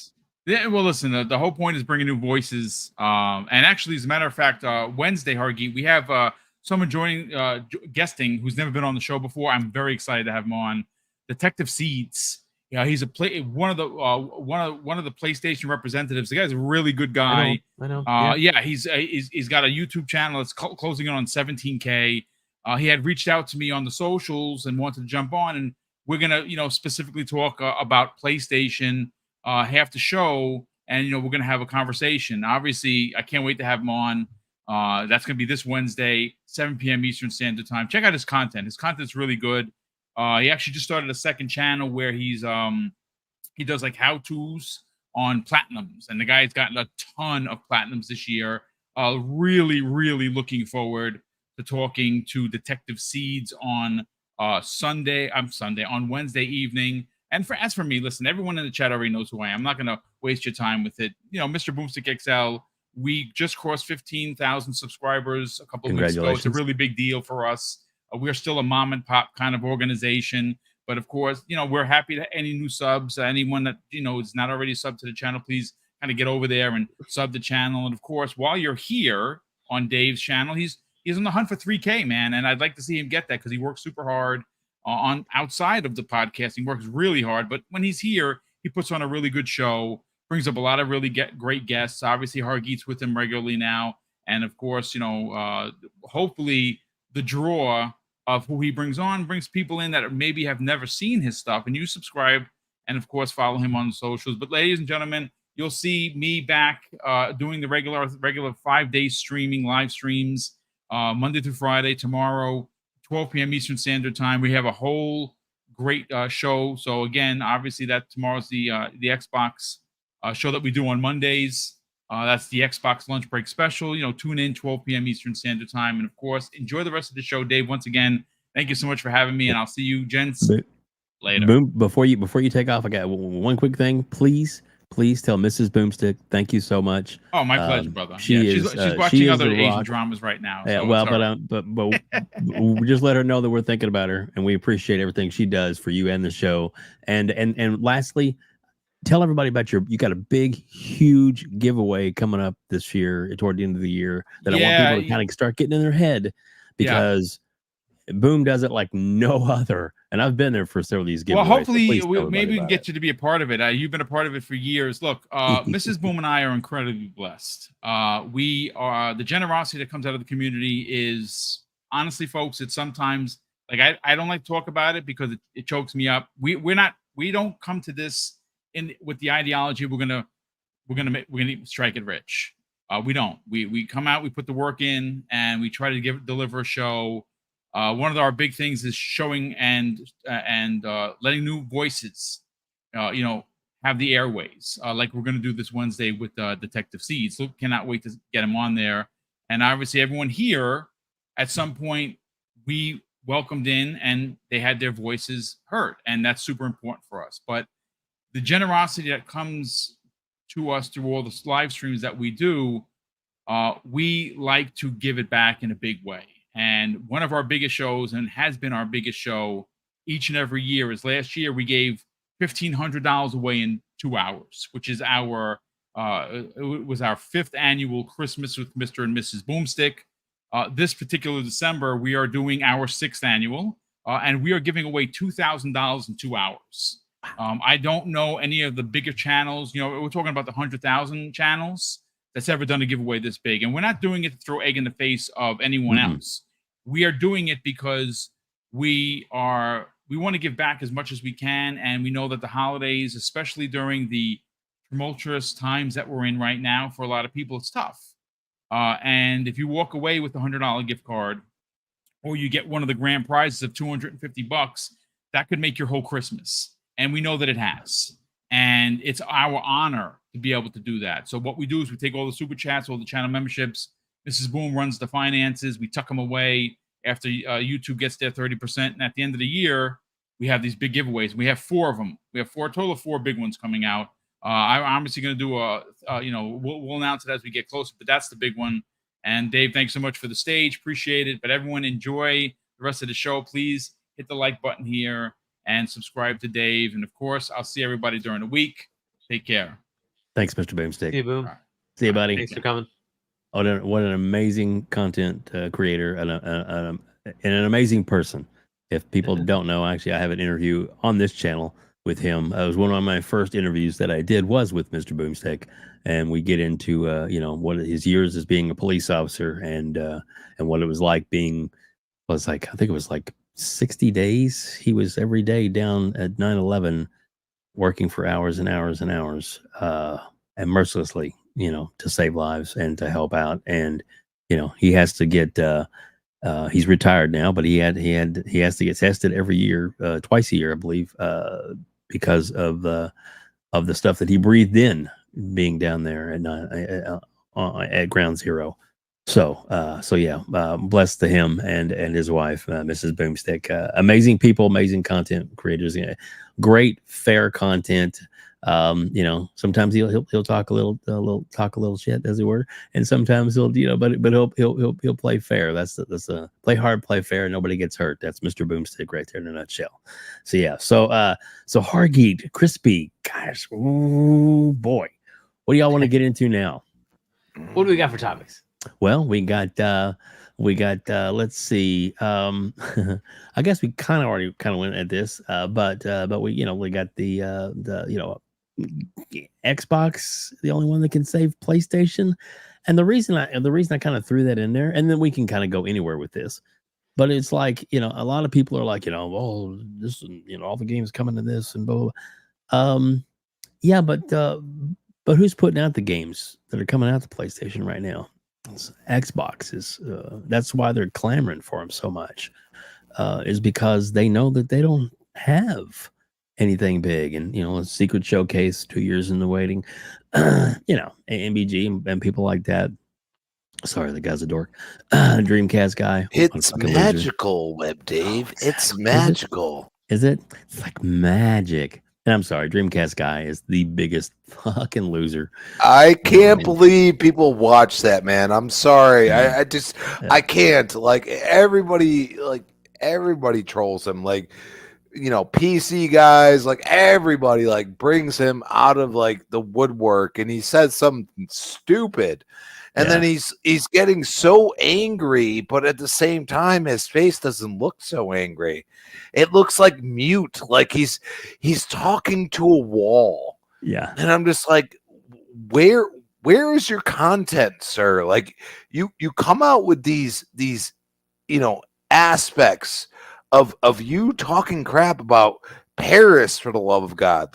Paris is actually out there playing those games, you dumb fuck. I'm sorry. No, but you can say that you want. Seriously, Yeah. What are you talking about here? He is giving. I'm sorry, I love Paris. He gives his absolute opinion. I mean, what did he give Starfield? An 8? That was fair. Okay, I thought it was fair. And you look at the way he talks crap, and then also blocks people on Twitter. So then they find out from somebody that follows them later that he was talking crap. And then on top of that, that man looks like he's on some kind of drug. I'm sorry. Dude, you're making your own content on your own channel, not on a podcast, okay? And you're going to sit there and act like you are above everyone else. And that is ridiculous. It is unacceptable, especially when somebody that you're talking about actually got to play the game that you haven't played yet. Yeah. Isn't that interesting? So, sorry, it got me triggered. No, that's fine. And I'll say this. And Paris has talked about it. He's talked about it here before. Mythcast guy, that's funny. But yeah, so in Paris, we love Paris to death. He was in the chat earlier. He may still be there. Paris is always welcome. He's awesome. But just to say that, there's times when he's talked bad about Paris, and then Paris actually confronted him at one of those conferences, and he's face, and he all backed down and apologized. I saw that. That was yeah. magical. And it was like, magical. of course, because Paris is a tall guy. What do we say, very healthy, Dave? very good condition. Fuck around and find out, right? Exactly. And apparently he's done stupid shit again. Some of his little tweets, he's made comments about Paris again recently, and I believe the whole Will Smith line that and Paris hasn't blocked him, but he blocked Paris, by the way. So exactly, yeah. So I if Paris does meet up with him again, I do hope he bitch slaps him. I mean, explains it to him in a physical way that he needs to not talk about the mighty Paris. So anyway, yeah, Dreamcast guy, Dream Grifter. That to me, the only thing that really pisses me off about Dreamcast guy is that it's like it was a great console, and he doesn't deserve to have a cool name like that because he's such an idiot, one fucking idiot. But then again, you look back at him, it's like, well, he's making more money than you. Yeah, you're right, he is.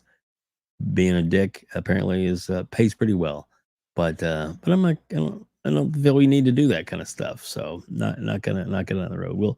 We'll stand on our laurels and have fun and just make fun of him. And yeah, somebody else did say in the chat, it's like, the more you keep talking about him, the more you build him up. Well, anyway, you're right.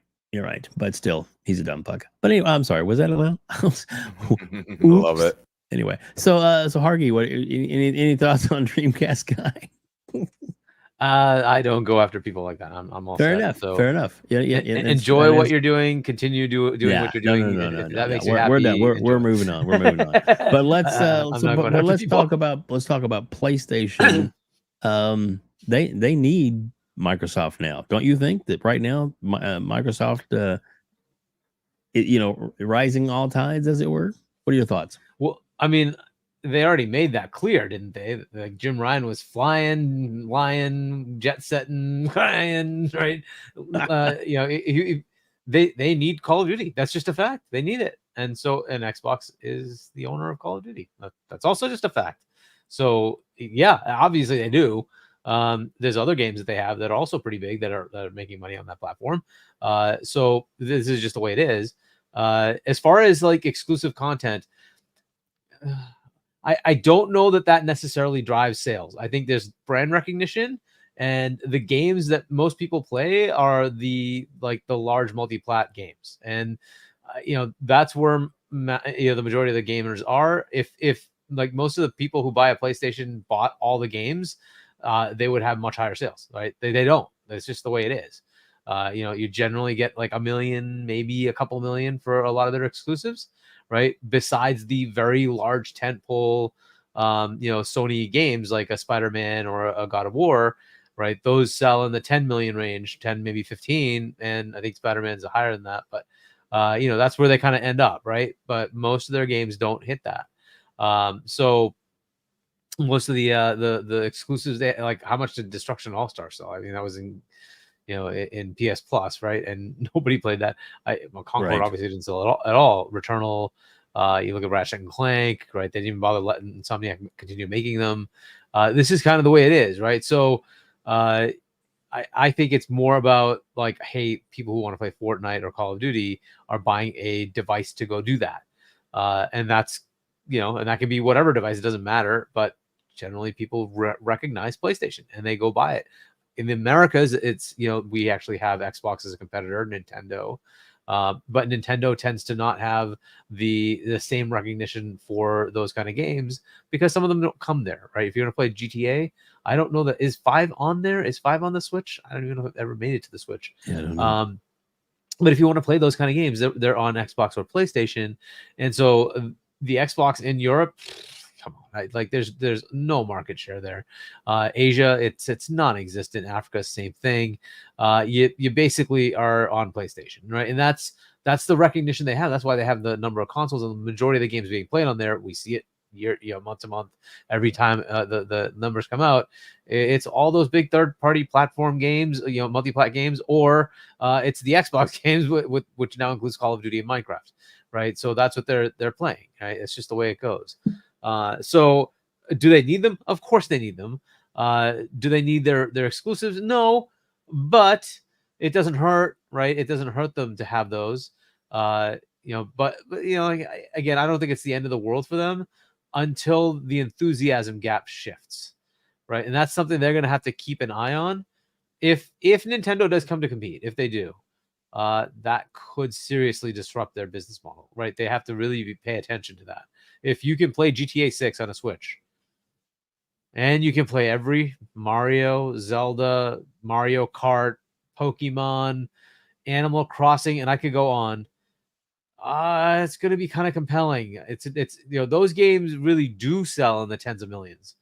And so once you get to that level, it's hard to say that, hey, we put out a game that's going to sell 1.5 million copies, and that's the reason to be on PlayStation, when the vast majority of the players aren't playing those games. That's just the way it is.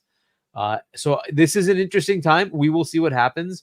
But look, I think they're okay until Nintendo comes in and starts to eat their lunch.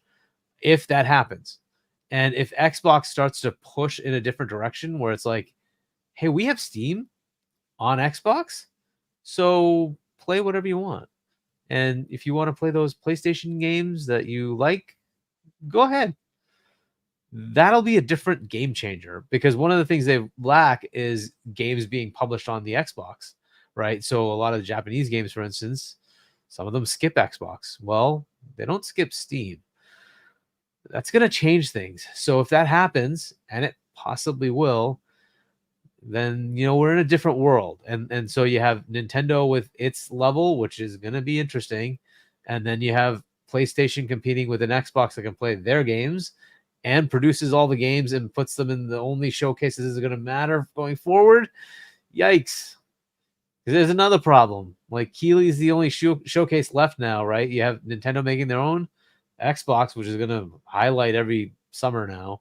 And then you got Keighley, and those haven't been all that great. The Keighley's have been okay. Most of the excitement's going to come from Xbox showcases, and most of the games there, people will want to play on their platforms. Mm-hmm. And we'll see what happens, right? Yeah. So we'll see what happens going forward. Yes, I think PlayStation needs those key large games from Xbox. That's clear as day. They absolutely need them. As far as the other games, I think it's more Xbox trying to make money off of them if they'll get a player base, right? It didn't work for Hi-Fi, but it kind of worked for Sea of Thieves. We see that same 1 million-ish, right? Which is okay, but when you compare it to the 40 it started with, it's like, okay, is that noise at that point? Like 1 million? Hey, it's money. It's money, right? I think it was $40, $50, and $60, depending on the edition you wanted. So they get something, maybe 20, 30, 40 million, something like that, whatever it is. But that's basically it, right? Is that enough? Maybe. I don't know. They certainly want to continue with it. But I don't think it's going to be the only thing that's going to save PlayStation. They need to generate their own things. They need to have some enthusiasm for their platform. And I think they have the ability to do it. They just need to make the appropriate changes. They have made some big changes. And so we will see what they do with it and what their strategy is going to be. We still have yet to see that mythical showcase that tells you why you should be on a PlayStation. Right now, it's been third-party games that are locked down. Right. That's it. Right. And so when we get that mythical, PlayStation showcase, the super secret showcase, showcase, maybe we understand what they're doing. Right. But until then, they will use their brand recognition. Nintendo is still not out. That's next year, sometime probably mid to late next year. So they've got a runway. If Xbox comes up with their hardware the year after, yeah, I don't know. They need to come up with something, and they need to come up with something kind of soon to continue their momentum. But yeah, so is it Xbox is saving them? Yes, with the obvious things of Call of Duty, that's going to be a big deal for them. But beyond that, I don't know that it really matters. They have the brand recognition. People are buying their consoles. It's cool until that Nintendo comes out and we see what happens with the Nintendo. I don't know what that announcement is going to look like, Right. but it could be crazy if it has like Ubisoft going ham, if it has EA going ham, if it has Take-Two going ham. Everybody's coming with all their games. All the Japanese publishers were like, "Yep, we're bringing all of Final Fantasy. We're bringing all of Dragon Quest, whatever things you want, Tales games, everything. They're all coming." Like that's going to be a pretty crazy announce, and that means like they are suddenly on the stage with Xbox and PlayStation saying, "Yeah, we're here. What are you going to do?" And it's very possible that thing sells 100+ million. Yeah. It's not a platform that people are going to abandon as far as not putting the game there. There's the thing of Square Games being exclusive to PlayStation, and that's a problem for them. Yeah, they're definitely not going to do that to Nintendo if they can play all the games. They're going to put them there. Right. That's just the way it's going to be. And so this is going to be an interesting time. I like it. I like that there's now competition. That's a good thing, right? And things are changing and shifting. But yes, I think there's going to be some need of obviously of places. They don't just sign a 10-year deal for nothing. They need that game. They need that game. So yeah, there's certainly some part of it that's true. But anyways, we can get into the business model stuff later. Yeah, we'll do that here. We'll do it in just a minute. And before I come to you, Crispy, I just want to. We do have a super chat that was dropped in. Can you read that one real quick, Hargeet? Sure. Michael Guzman, $5. I posted a beta code for Mecha Break for Series X on your X. The beta started today. Yep, and I actually reshared that on X. Awesome. Reposted that. Thanks. So somebody's going to get that. There you go. Thanks, buddy. Appreciate you doing that. Awesome. So yeah. So but yeah, that's so much. I mean, like I said, everybody, especially the fanboys, because I know they're really butthurt that they don't have the stuff that they want or need coming. Their super secret showcase. They're coming from Sony right now. Sony has some great games, blah, blah, blah. We know that. But right now, they've even said they're not going to have any first party games till the middle of next year. The middle of next year is when they're going to be starting to show something. It's not a release date. We're going to show something then. So, maybe we'll find out some stuff at the Game Awards. I don't know. But, for right now, they are heavily dependent on what Microsoft is giving them. And that's why they want more and more stuff to come. Fanboys are like, Microsoft is not going full on third party. It's not happening. Just not happening. They're going to have games that'll be a case by case basis. It's just going to the way it is. As things change, they may have stepped up the level of commitment. That's probably going to happen. But if you think that PlayStation doesn't have anything coming to other platforms, there's a little Lego. We already know Lego coming out. Yeah, it's just the tip of the iceberg, folks. Yep. Hiroki Totoki is back in charge. He's the money man. He doesn't have this quote unquote ego that Jim Ryan had. Even though Jim passed out some cookies, apparently stale ones, but with their face on them, he the money man in charge. Especially with what's just happened with Concord, they need to get their shit back on track. And if you think everything is coming up roses and everything is going to be fine at PlayStation, it might be, but it ain't today. It's not today. And if they're not careful, somebody said in chat earlier, Sony's the market leader for now. But in what regards? Because in revenue, Microsoft actually makes more in revenue than Sony does. Overall profit is bigger just in the game division than what Sony makes. So, think on that as you're talking about how much money they make per console. Per console, do not make much money in consoles. Just saying. But, those are things to think about. Let's talk about Crispy, buddy. What are your thoughts on this? Does Sony need anybody to stay afloat, or are they fine? Well, fortunately for the stands, as I like to call them, you have Phil, who's actually a nice guy. I mean, the amount of heat he took, sitting on the stand and having to answer the stuff that Jim Ryan said, over the FTC trial and all the other trials involved. I mean, somehow he's still a nice guy, and he's saying, at the end of the day, we know that there's a certain subset of games that are only going to come to next gen only. NCAA. NCAA. Think about that. Been how long? Been how long since the NCAA game from EA Sports came out? How long's it been? Long time. And this is what people are stupid about. 50%, at least according to the article, what nobody argued with me about, 50% of the PSN users were on PlayStation 4. Why is that? Why would that be? It's called they can play the game they want to play. We'll say Madden. Madden's going to be next gen only as well, on said console that they already have. So I didn't have this epiphany like months upon months ago. I had this epiphany like maybe a month ago when I was at a party and someone asked me, hey, I can't play NCAA on my PS4. What should I do? I don't want to spend a ton of money. I said, buy a Series S. So he starts looking on his phone. Oh, man, this thing's like $300. Yeah, dude.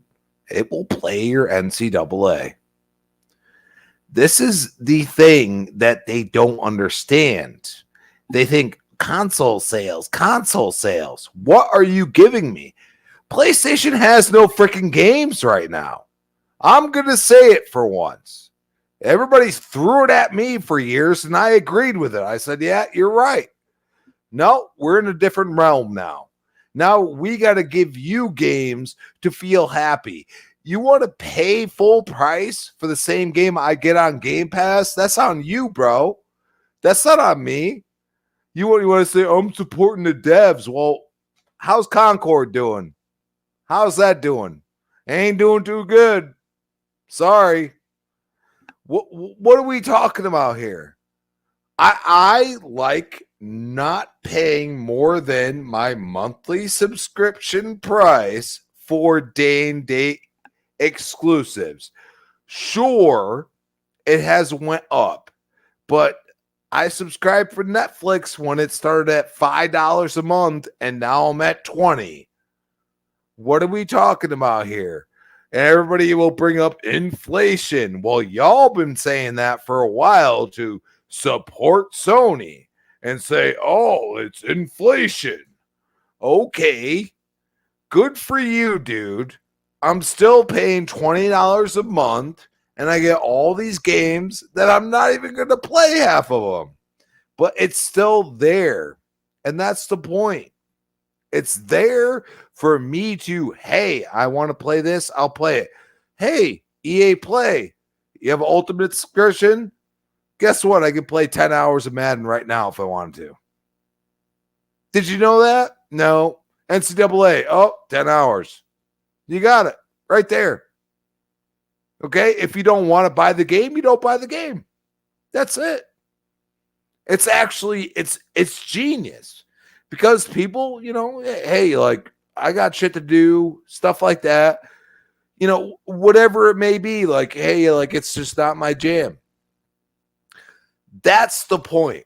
But on top of that, the cutoff that is happening right now, which people are ignoring, especially like GTA 6, you watch. $300 console to play GTA 6, freaking $500 console to play GTA 6. People are going to choose that $200 very well. Sorry. People ignore these things. And I just sit there and I say, I just talk to people and I'm just like, you know, like, well, what about this? Oh, shit. And I'm used to the fanboy aspect, like, oh, I got a PlayStation. I have to have a PlayStation. And most of these people are like, well, shit, this is 300 and this is 450, 500, somewhere around there. Why the hell would I pay that? I just want to play this one game. And then on top of that, Call of Duty being in Game Pass.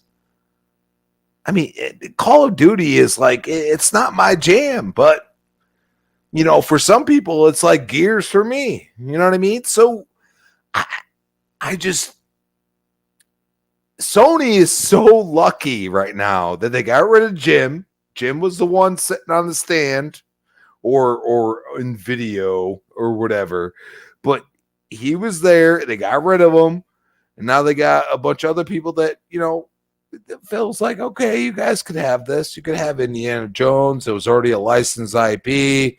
Maybe Disney had something to do with it. We don't know. We really don't. Is Blade going to be, you know, exclusive? I don't know. But it doesn't matter to me because it's going to be in Game Pass. And this is where I say, like, I look at all y'all people like, oh, you know, I'm going to pay $70 or $40 for this one game. And I'm going to be proud of it, even though I could just get an Xbox and pay like $300, get an Xbox, and probably save a ton of money when it comes down to it. That's up to you. I ain't telling you to do otherwise. You want to pay more money? By all means. Trust me. It's not cheaper. It's not. Do you want to feel good that you got the game in your hands? No, you don't. You don't. You don't. It's digital purchase. Most companies are not even releasing any physical anymore. I heard Concord's got physical discs. How's that going? Ain't going too well. That company's gonna be like, Sony's gonna be like, no, we're not gonna release physical anymore. They're gonna follow in suit with Microsoft. Look, Microsoft is a juggernaut. They've been around for 40 plus years. They started in the freaking garage, for the love of God. Okay, they have developed all kinds of different things. They see what is going on. People want to click and play. And the one thing I will say, Game Pass, I see a game I want, I click and I play. I pay nothing. I pay what I already pay. This is the issue that Sony is going to face. And this is why I feel Phil is being way too nice, because right now would be the perfect time to put the boot on the throat, but they won't do it. And this is the only reason, is because Phil actually wants just people to play games, and people could say whatever the hell they want. But if you look at his track record, you look what he has done over his career, he's a gamer. And he doesn't care where he plays. And if you're going to play on I'm going to tell you right now, these Samsung TVs, the new ones, I had an old one. I had like 6-7 years old one. I have a new one now. That thing is snappy. I could play my freaking Xbox games on my Samsung. I'm not playing. And that's where I say they don't care. And this is why, like, yeah, you got, you know, Arcane, you know, Austin, you know, getting thrown to the curb and stuff like that. Like, there's things that are going to happen, but are they being relevant to the fact that there's a different mindset? And it might be like every content creator I've seen lately, not in this, you know, realm, but in certain realms that say, like, I am like against all of these like nuances that say, hey, like, we're allowed to play games wherever we want. And I'm going to be honest, like if PlayStation allowed Game Pass on there, they would do it. They would do it in a hyper second. But also you have certain hardware that is built for certain things. And then you have other hardware that is built for certain things. And one thing that I say is like, why is PlayStation so prevalent? Why? There's no reason for it. That is up to you as a human being. I have played on both. And trust me, the DualSense compared to the PlayStation DualShock, not much different. The controllers, the ecosystem. Can you go and say, hey, I don't want this game?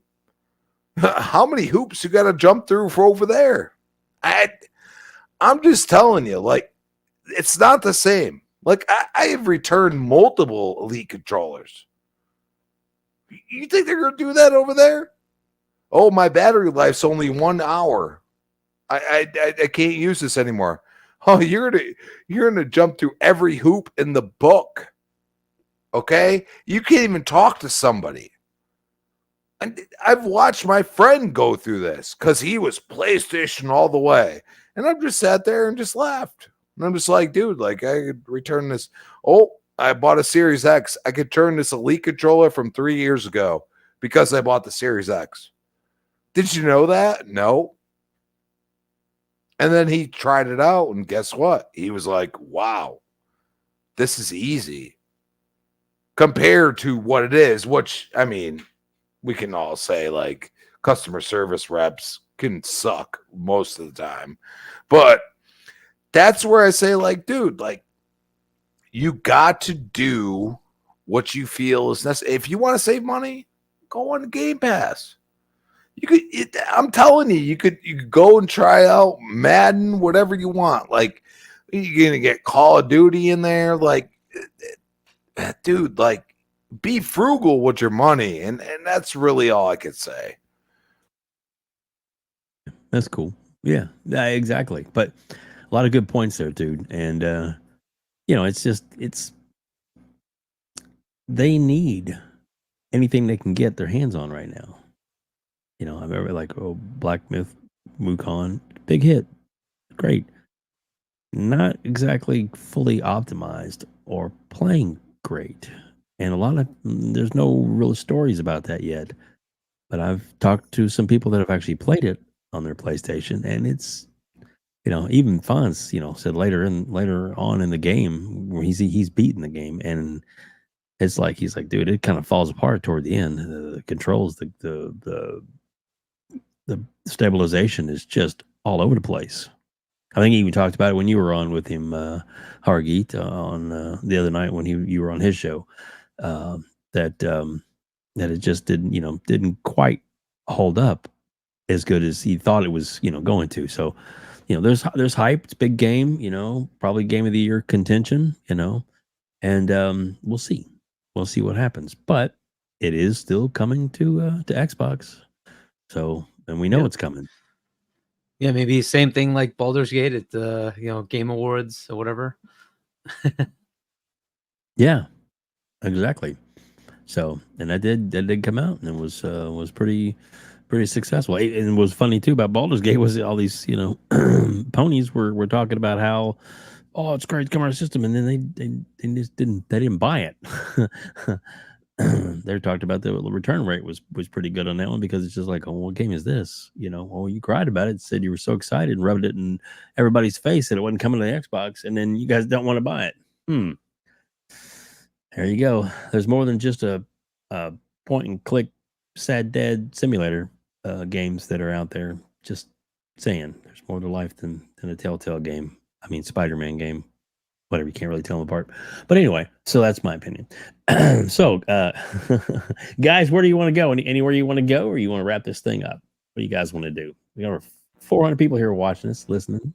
I got to eat some food soon. But... Very cool. Yeah, the big one, of course, is the Indiana Jones to PS5 thing, right? That was... Yeah, we'll wrap up with that. How's that? So let's go into it. All right, It'll be Hargeet, you have the floor. All right. So, look, I think the biggest thing was obviously it was announced it's coming at the end of the Indiana Jones trailer in the opening night live. It's coming out on December 8th, I think it was, or 9th, something like that, right? It's coming out in December, early December, for Xbox and PC. And then, hey, we have one more thing, and Machine Games would like to tell you that it's coming out on PS5 in spring. I think there was kind of it was an odd way to do that, but there are some interesting reasons why you do that. So first, for the Xbox side of it, yeah, I'm sure it sucks for you. It does. Like, that's not a great way to message it. It's it's kind of a slap in the face on your side, I guess, right? And that's just the way it is. I'd have preferred they just said, you know what, this is day and date everywhere, and that way it just takes away some of the sting, right? But to say that it's a timed exclusive, what we're hearing, it's 3 months. That's just kind of like, well, what's the point? It doesn't really buy you anything on the Xbox side. Nobody's going to buy it, at least in my opinion. Nobody's going to go buy an Xbox to play that game when you know it's coming 3 months later to the platform you already have. It just doesn't make sense to me. So that's not a conversion that's going to happen. But, on the flip side, you also tell the PlayStation players you got to wait. It's like, okay. So it's not really great from that messaging perspective. It was like a couple of years later. It's like, okay, well, that's a different story, but it's not even close to that, right? So I don't like the messaging part of that was just kind of weird. However, I understand it from a different perspective. And here's the thing. In Europe, or in Asia or Africa, as I mentioned before, Xbox has no market share, okay? And they're going to Europe. And what they want to do is to try to entice people to believe that Xbox is for them, right? They had a very large presence in Gamescom, very large presence. And they're going to go there and say, hey, you need to be on a platform you're not on. And as usual, most people there don't care about Xbox. And they're like, yeah, whatever, go away.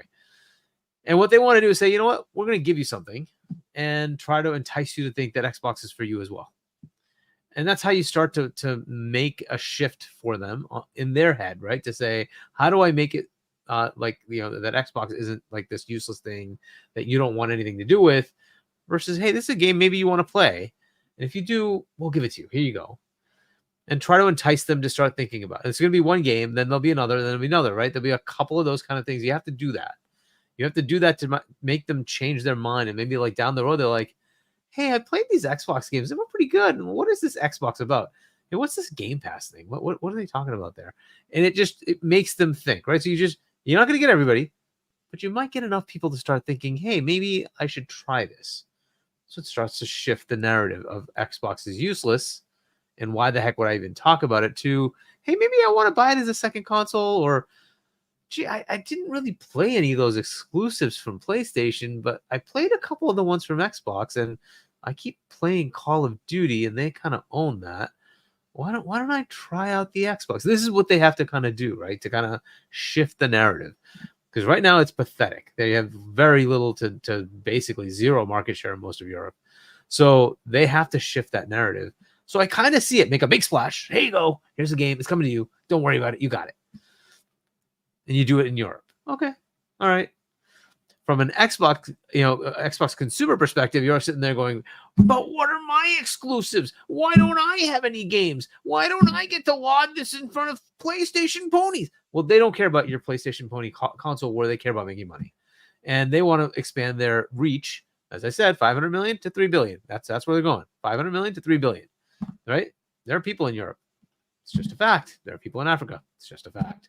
There are lots and lots and lots and lots and lots of people in Asia. And market share for Xbox in Asia is like, it's non-existent. So they need to expand, right? They're choosing to go into Europe and say, hey, let's target that. Let's try to see if we can do something here. Cool. They need to do that in Asia at some point. Africa will hopefully follow whatever Europe and Asia do, but we'll see. We need to see that kind of mature out. Now, the uncomfortable part of this is people want, pick your lane. What are you doing? What's the formula? Well, I'm sorry to tell you there is no formula. You know why? Nobody has ever done what Xbox is doing. Nobody's ever been this big. It's impossible for Xbox to say, hey, you know what? We're going to make all our games exclusive. That's just not going to happen. There's no way they take Overwatch away from other players. They're not going to do it. They're not going to take Call of Duty away from other. It's just not going to happen. They're not going to take Minecraft away from it. It's just not going to happen. But nobody's been like this. The formula for Nintendo, everything's exclusive. That's it. It's simple. The formula up to maybe a few years ago on PlayStation was the same. But now it's like, well, our formula is kind of changing. We will have some day and date if they have live service elements. But then we're going to release all the games that are live service, that are non-live service on day and date on PC as well. But ignore that. And then, we're taking this game and putting it on Switch too. Well, okay, so what's your formula? Is anybody asking? Why isn't that happening? Right? Their formula is changing too. Right now, we don't know what the hell their formula is. Can anybody tell me what their formula is? Astro is the only game they've announced recently that's going to be exclusive. That's it. Astro, one game. All their other games are going everywhere. What's their formula? Please ask. Please tell me what's their formula. What game is going to go to Switch next? Do we know? Can anybody tell me? Oh, we don't know? Oh, okay. Because they're also in trouble and they're trying to figure out how to get out of it. Now, Xbox has just no chance. There's no way they're going to have exclusivity. That's just not going to happen. They're way too big. Once you bought the biggest publisher, ABK, it's a different story. They're just in a different world. And that just accelerated changes that had to come. There was no way around that. Now you're going to have the uncomfortableness of, well, they have to figure out what that means going forward. There will be some games that they're going to make a judgment on to say, are we better served putting this over everywhere else, or better served keeping it on Xbox only, Xbox and PC, all right, and keep the brand going for the console players? You're going to lose out a lot of those on a lot of those cases. I'm just telling you, you're going to lose out in a lot of those cases. They're going to see the money and they're going to say, are the people who are in Game Pass going to really abandon us? Maybe they will. Maybe they won't. Maybe they figured out the amount that are going to leave is like 10%. They're like, yeah, but we'll make that money back in like a month. So let's do it. Right? This is the thing they're going to have to deal with. The console is going to be there for those who want the console. For those who want Game Pass, it's going to be there. PC's there. If you want to play on PC, they're happy to do that. You know why? They don't have to subsidize the console for you. And you can still get Game Pass. You can still buy their games. You want to give them $70? They're happy to take it. Why not? Don't tell me you're not going to engage with their games. They have too many of them. So you're going to buy them. And they get the money one way or the other. They're willing to give you Game Pass on PC or on console. That's their selling point for their console. They have a pretty good ecosystem. You know, you got smart delivery, you got quick resume, you've got all sorts of other benefits that others don't have. You want that? It's available to you.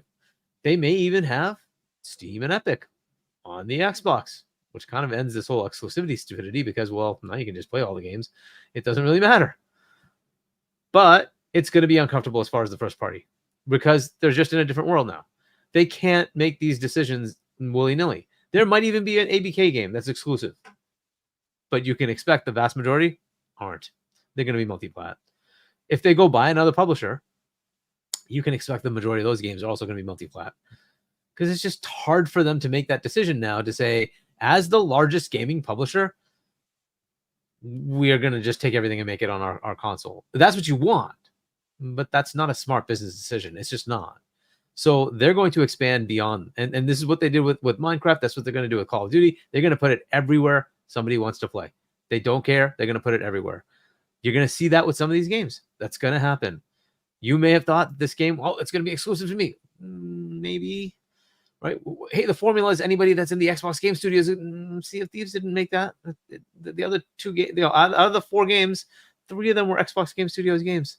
Pentiment, Hi-Fi was the non-one. Grounded and Sea of Thieves. So 3 of those 4 were from Xbox Game Studios. It's not guaranteed. You never know. Now, is anybody up in arms that Grounded is not an exclusive? I mean, is that going to kill you? No, it's not. Is Pentiment going to kill you? No, it's not. So this is what you're going to have to see. There's going to be more of those kind of decisions made. And there is no easy formula because this is a road they're paving in real time. There is no lane they can pick because the lanes were based on a whole different business model. They're not in those lanes. They're creating a whole new lane, and you're gonna feel uncomfortable. And yeah, that means they're probably going to not pay as much attention to you when it was just all you. That's not the case anymore. If you can find a way to get 3 billion people to go buy a console, they'd be happy to do that. But that's not what's happening. Consoles have topped out. And they want to go beyond that. They still want the console, fair enough, but they're going to divide their attention. They're going to look at PC with the billion people there. They're going to look at mobile with the multiple billion people there. You're just going to have to deal with that. And that's the way it is. They're going to spend time on everything, right? That's how this is going to go. And that means you will see changes. You will see different things happening. That does mean the console space, they're going to try to sustain that business as best they can. There will be exclusives, very likely, but there will also be some games that you think, hey, that should stay on my platform only, but it's going to go to everything else. And it might be timed, and it might be day and date. Doom's a classic example. They just said it outright. It's coming to PlayStation day and date. Makes sense. I would fully expect that to go to Switch as well. Fully expect it to go to Switch. It'll probably be Switch 2 whenever it comes out. So you should expect to see a whole bunch of these games, by the way, when Switch 2 gets announced, to be announced from Xbox to go on to Switch 2. That's just the way it is, right? So I don't want you to think that this is doom and gloom. That's the problem. Everybody's like jumping off a cliff. This is not doom and gloom. It's just not. It's one game that was bought as part of ZeniMax, Indiana Jones, that was already multi-plat. It was being developed for multi-plat. It was being developed as a PlayStation game and an Xbox game. And they decided to do some sort of deal with Disney to try to make it exclusive. What that deal was, I don't know. Maybe it was always 3 months. Maybe it was always 6 months. We don't know. And in Game Pass that they didn't have before. Right, but yeah, exactly. It allows them to put it in Game Pass. It allows them to continue, licensing that game. Okay, cool. Maybe the deal was it was going to be exclusive. And then they bought ABK. And they're like, yeah, we kind of can't do that anymore, right? Because let's also face the reality of Xbox was a small little division when this all started. $7.5 billion, a lot of money, sure, but still smaller than some of their other big businesses. $70 billion, not small anymore. They're making a lot. They're competing with things like Windows in revenue. When that happens, you're going to get a lot more scrutiny. That's just the way it is. I've been saying that. Like, you got to understand there's going to be more scrutiny. The finance guys are going to talk to you. Satya is going to be like, you're one of my pillars here. You're one of my growth pillars here, and I gave you $100 billion. So I better see some returns, right? That's just the way it's going to be. So getting 3%, 4%, 5%, 6%, 7% profit, no, not good enough. I want 10%, 15%, 20% profit. How are you going to do that? That's what they're going to look at. And that's what they're going to drive towards. So this is going to make things uncomfortable. It's just the way it is. But that's the way it's going to be. And I know people want answers. They want simple, like, here, what's the formula? What is Halo going over?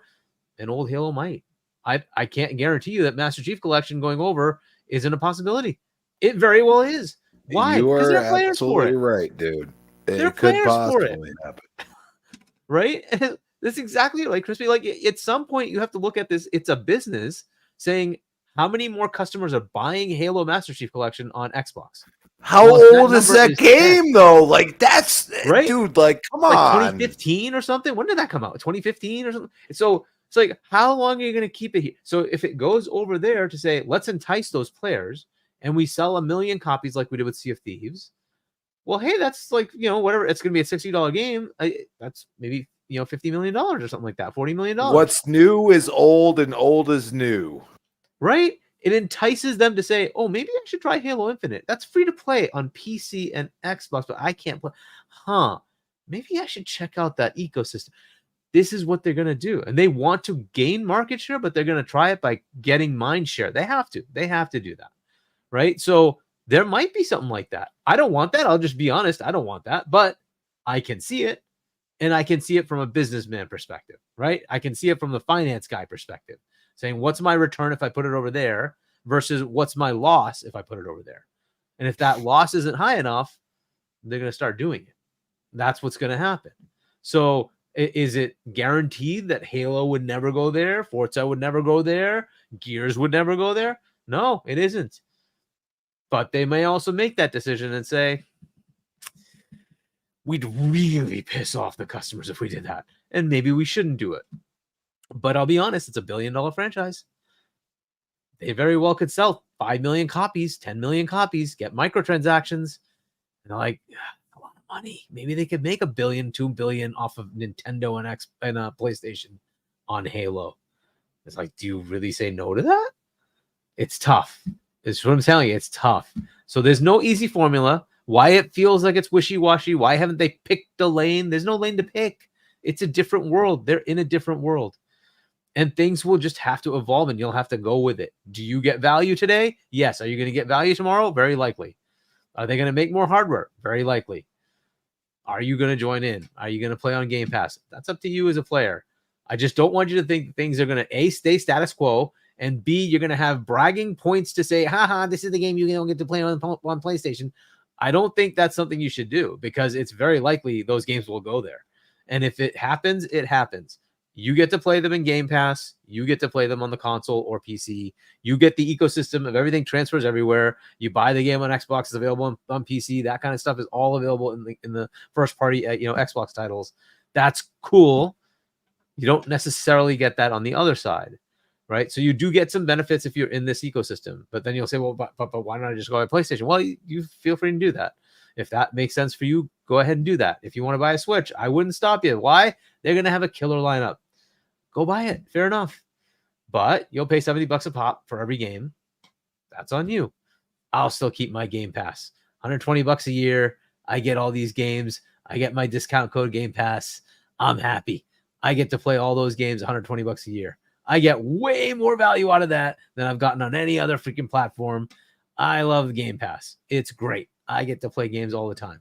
If you don't like it, that's fine. Not everybody wants it. Not everybody's in it. Not everybody wants to play every game. Fair enough. That's a decision you're going to have to make. But Xbox is in a different world now. There's no turning back. They cannot go to exclusives only. That's not happening. So whatever you want to take from that, take from it. But I think the doom and gloom is it's disappointing to me that you feel that the one game is going to go over. And this game wasn't even one they developed. It was one that was just bought as part of ZeniMax. Yeah. That's somehow the end of the world. Slow down. And yes, you should expect further ZeniMax games to potentially go multi-plat. It's going to happen. I know they said, it's going to be, this is all about great exclusive games for you on platforms where Game Pass exists. But it'll also be case by case. It'll also be legacy titles. So these things exist, and so we'll have to just see how it goes. And they technically did give you an exclusive, just timed. They never said it wouldn't be timed. Right. I'm just saying. So these are the things that happen. Words, they can say certain things, and they can also hide certain things. So you get what you get. So don't jump off a cliff. I think we're fine. And I think the beauty of this is if they keep giving them return, if it gets to 15%, whatever return they want, they also get to buy the next thing. That next thing could be Take-Two. That next thing could be Valve. That next thing could be EA. That next thing could be whatever you like, Sega, whatever it is, right? Yep. You were talking about Warner. I don't know if Warner gives them enough return. Neither does Sega, for that matter. They have what's theirs, the Phantasy Star Online. I don't think that's going to be as big. They have Rovio, but I think with the top games, you constantly see EA and Take-Two in there, right? Those are the big ones. They're barred from buying Ubisoft for 10 years, whatever it is, 10, 15 years because of the cloud deal. So they're locked out. This is the way it is. So like if you continue down this journey, a lot of the games will be their first party games that you would care about. And don't tell me you wouldn't want, if they bought Take-Two, you're gonna tell me you're not gonna play GTA 6, you're not gonna buy GTA. You will. If it's in Game Pass day and date, isn't that good for you? That's what you're going to get. So, but to do that, they're going to have to play nice and be everywhere. That's just the way it is. So you're going to see more of that kind of thing. It's going to be uncomfortable. If you're a console player and you want to be catered to, I get it. I understand the emotions, but I also understand how this is better for me in the long run and how having a platform that gives me a service, that gives me all the games. People think that Game Pass needs exclusive games. No, it needs content. Netflix is great because it has content. Doesn't matter if it's exclusive or not. It has content. You can go there and watch a whole slew of different things. It's great to have exclusives, but it doesn't matter as long as it has the content. If somebody else has it, fine. But you have that plus that plus that plus that plus that plus that, and they have this and this and this. That's it, right? So if you have 3 times the content everybody else's service has, your service wins. That's it. That's all it takes. And they don't care if that content goes everywhere. It's good. So you're just going to have to kind of deal with that. No, I'm ranting, but there you go, right? So the game is going to PlayStation. That's okay. Don't worry. It's okay. Don't fall off the platform. Don't abandon ship. It's all right. Calm. Woo-sa. It's okay. Exactly. Crispy, got anything you want to throw in on that one? Oh, man, you killed it, Hargee. Oh my god.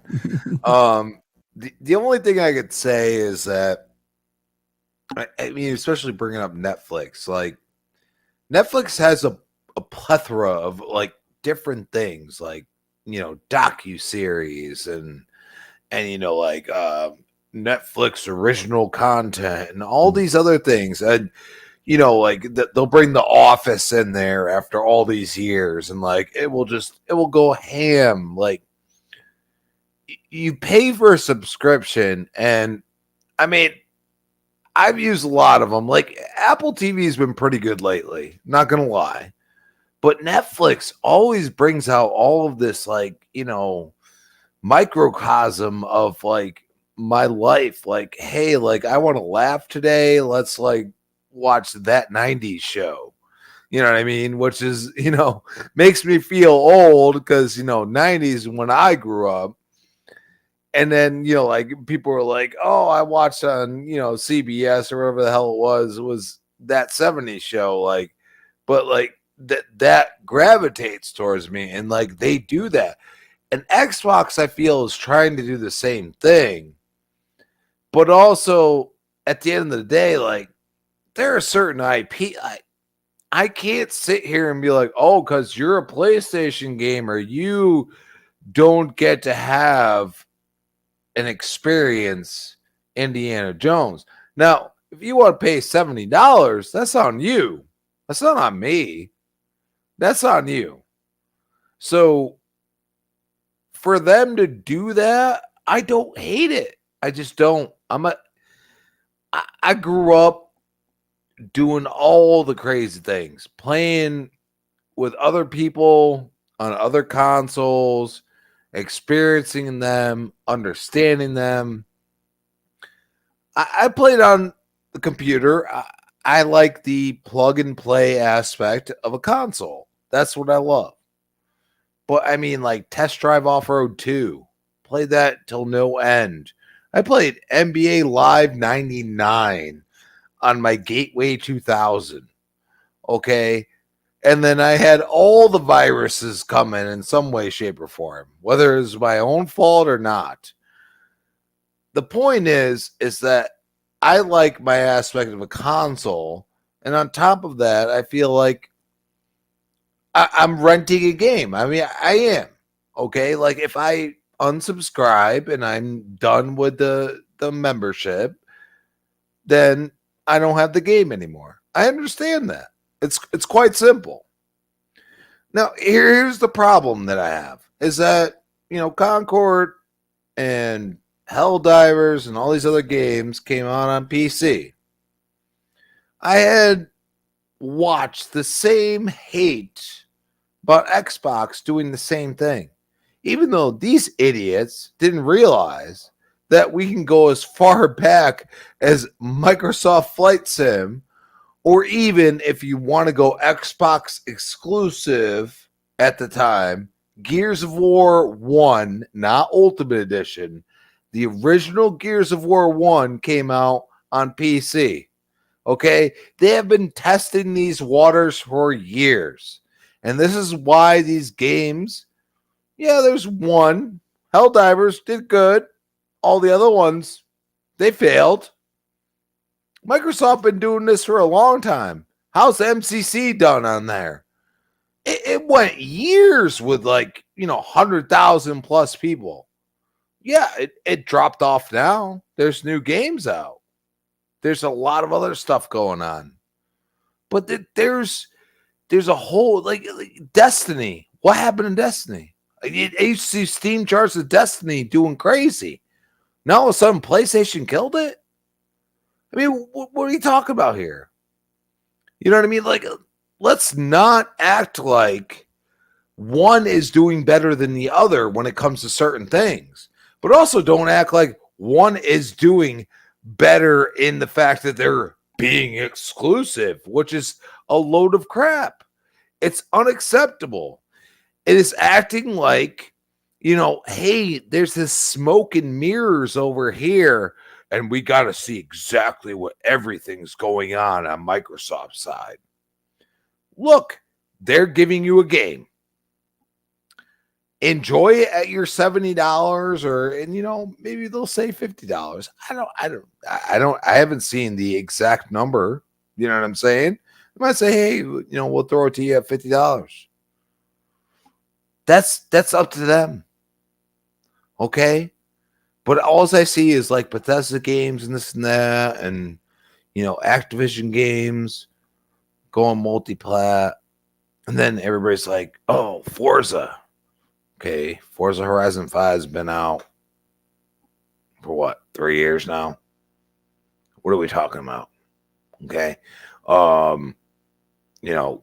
Gears of War, the Phoenix Collection, if it actually came out, I'd be like, go for it. Let people actually experience Gears. How about the fact that Microsoft has split the multiplayer and single player for multiple of their IPs? So you only get to play the multiplayer. So let's say they just brought the multiplayer, like a free-to-play, like Halo Infinite, to PlayStation. How does that hurt anyone? I mean, if single player is the most important thing, they'd be like, oh, what's single player like? Oh. I mean, people speculate on so many different things that I look at them and I say, do you actually think these people think like that? Or do you actually understand that maybe somebody just wants to play a game? Maybe that's it. Maybe that's the end of the story. And fortunately for me, paying what I pay, hey, I want to try out Starfield with the Rev 8. I could do that. I want to play Crash Bandicoot Insane Trilogy because I never played, I played the first one, never played the 2 and 3. Okay, I could do that. I could pass the controller around with my girlfriend and my son. Hey, I could do that. And you know what? What does it cost me? What I'm already paying. That's on you. That's not on me. And I think people just don't get it. They're so hey, blue or green, blue or red. Everybody's so focused and grounded in what they believe. And then they say a bunch of crap that actually makes absolutely no sense. Because at the end of the day, who the hell's playing Concord? Sorry, ain't seeing nobody posting anything about Concord except Xbox gamers, supposedly, that are playing Concord. Isn't that crazy? And I don't delete and unfollow and block everybody like everybody else, which I understand completely because it's a bunch of blah, blah, blah, blah, blah, blah. But seriously, what are we doing here? It's a game, okay? You either like it or you don't. There's no fluff and nutter. It's no blue or green. Is the game good or not? And you know what? Lately, PlayStation ain't been doing so good with that. So they everybody can say Wulong. Okay, that's gonna come out on Xbox. So is that like when Tomb Raider came out on Xbox first? It's timed exclusive, or are we were mad about that, right? Oh, okay, all right. See, oxymorons, stupidity, not seeing what it is. I pay a set price every month to play what the frick I want.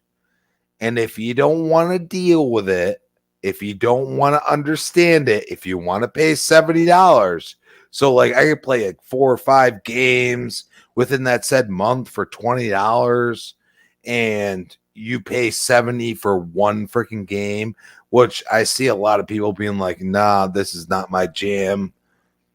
That's on you, bro. That's not on me.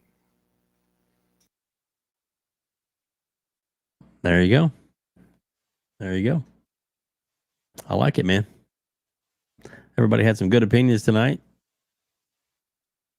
Hargeet, sir, thank you so much for being here. 400 people. It was awesome. 400 people still here right now, with even on X and listening on X and or on YouTube. And we greatly appreciate that very, very much. And so many members, great members of the community that jumped in tonight. That were in their chats, and C Money I noticed just jumped in as well. He said to say hello, which we appreciate. Thanks, that. So man, I need to get him and Doodle back on soon. That'd be cool.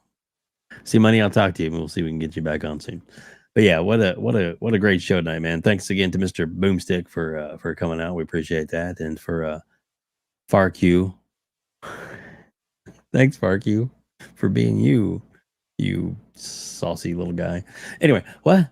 All right, Crispy Bomb, please tell everybody where they can find you, where they can reach out to you, and what shows you're going to be on, because I know you're going to be on at least one, right? Who knows? You're on Boom sometime. Yeah, maybe Xbox Factor Podcast. Who knows? That I have certain days off now, so we'll see. Maybe Tuesday. But at Chris Baum on Twitter, Chris Baum 28 Xbox Live. And yeah, I mean, hit me up if you want to chat. Let's go. If you want to chat or you want to play some games, Crispy, he is the man, and he's a good guy. And Crispy, thank you so much for being here, and we will have you back a lot sooner than the last time you were on. So get ready for that. It was like over a year, dude. It had been a while, and just like I said, things sometimes don't work out. And like I said, I asked you for last week, and you're like, I can't do it, but I can do it this week. And so we're I appreciate you saying, hey, yo, let's do it next week. So I appreciate that, bro. Oh, dude, well, I appreciate you, and thank you so much for being here. So appreciate you, man. And thanks to everybody for tuning in, listening to us, watching us. We pray if you get a chance, hit the subscribe button. If you haven't done so already, if you have, double check to make sure you're still subscribed. Sometimes it doesn't. Sometimes it kicks it off. And so we appreciate if you double check that and definitely subscribe to us if you haven't already, because we're on the road to 3K subscribers. We're just about 100 and something away, so just a little over 100 away from hitting that. So please. We do a good show every week, and then we'll have some more stuff coming up, and there's maybe going to be some more content coming in the future. More interviews and stuff coming up. We'll see how things go. Won't make any promises yet. But Hargeet, please, you got a long list of shows that you're on. If you want to, you can definitely go through the whole list, or you can talk about what's coming up next. That's up to you. Yeah. And whatever you want to do, I appreciate you. Yeah. So for anybody who wants to, they can subscribe to my channel. It's Hargeet Chani 1 on YouTube. If you want to check out my sci-fi novel, Emergence, shop.chani.us, check that out. And then, the next one will probably be just Booms. I think that's the next one. So it'll be Wednesday, 7 p.m. U.S. Eastern Time on Boom, who was on here. Double Barrel Gaming is a channel. And then after that, it's a double header. I'll be on with Fawns on Fawns Gaming's channel for GameStalk Live. That'll be at 10 p.m. U.S. Eastern Time, so check that out.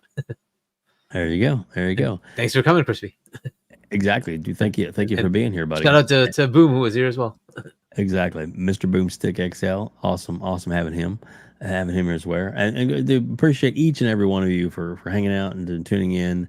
And it's like I said, I never take it for granted.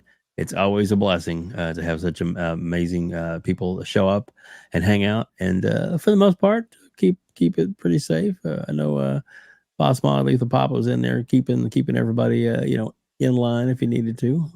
So plus some other people that have had the permission as well, including FarQ. Sorry, I just gotta keep saying his name. FarQ. Anyway, but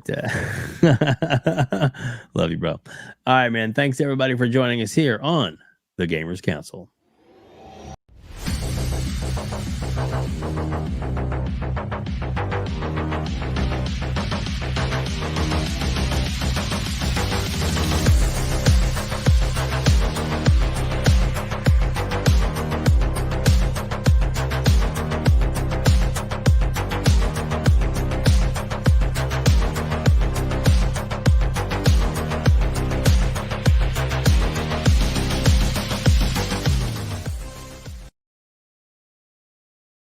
Game over.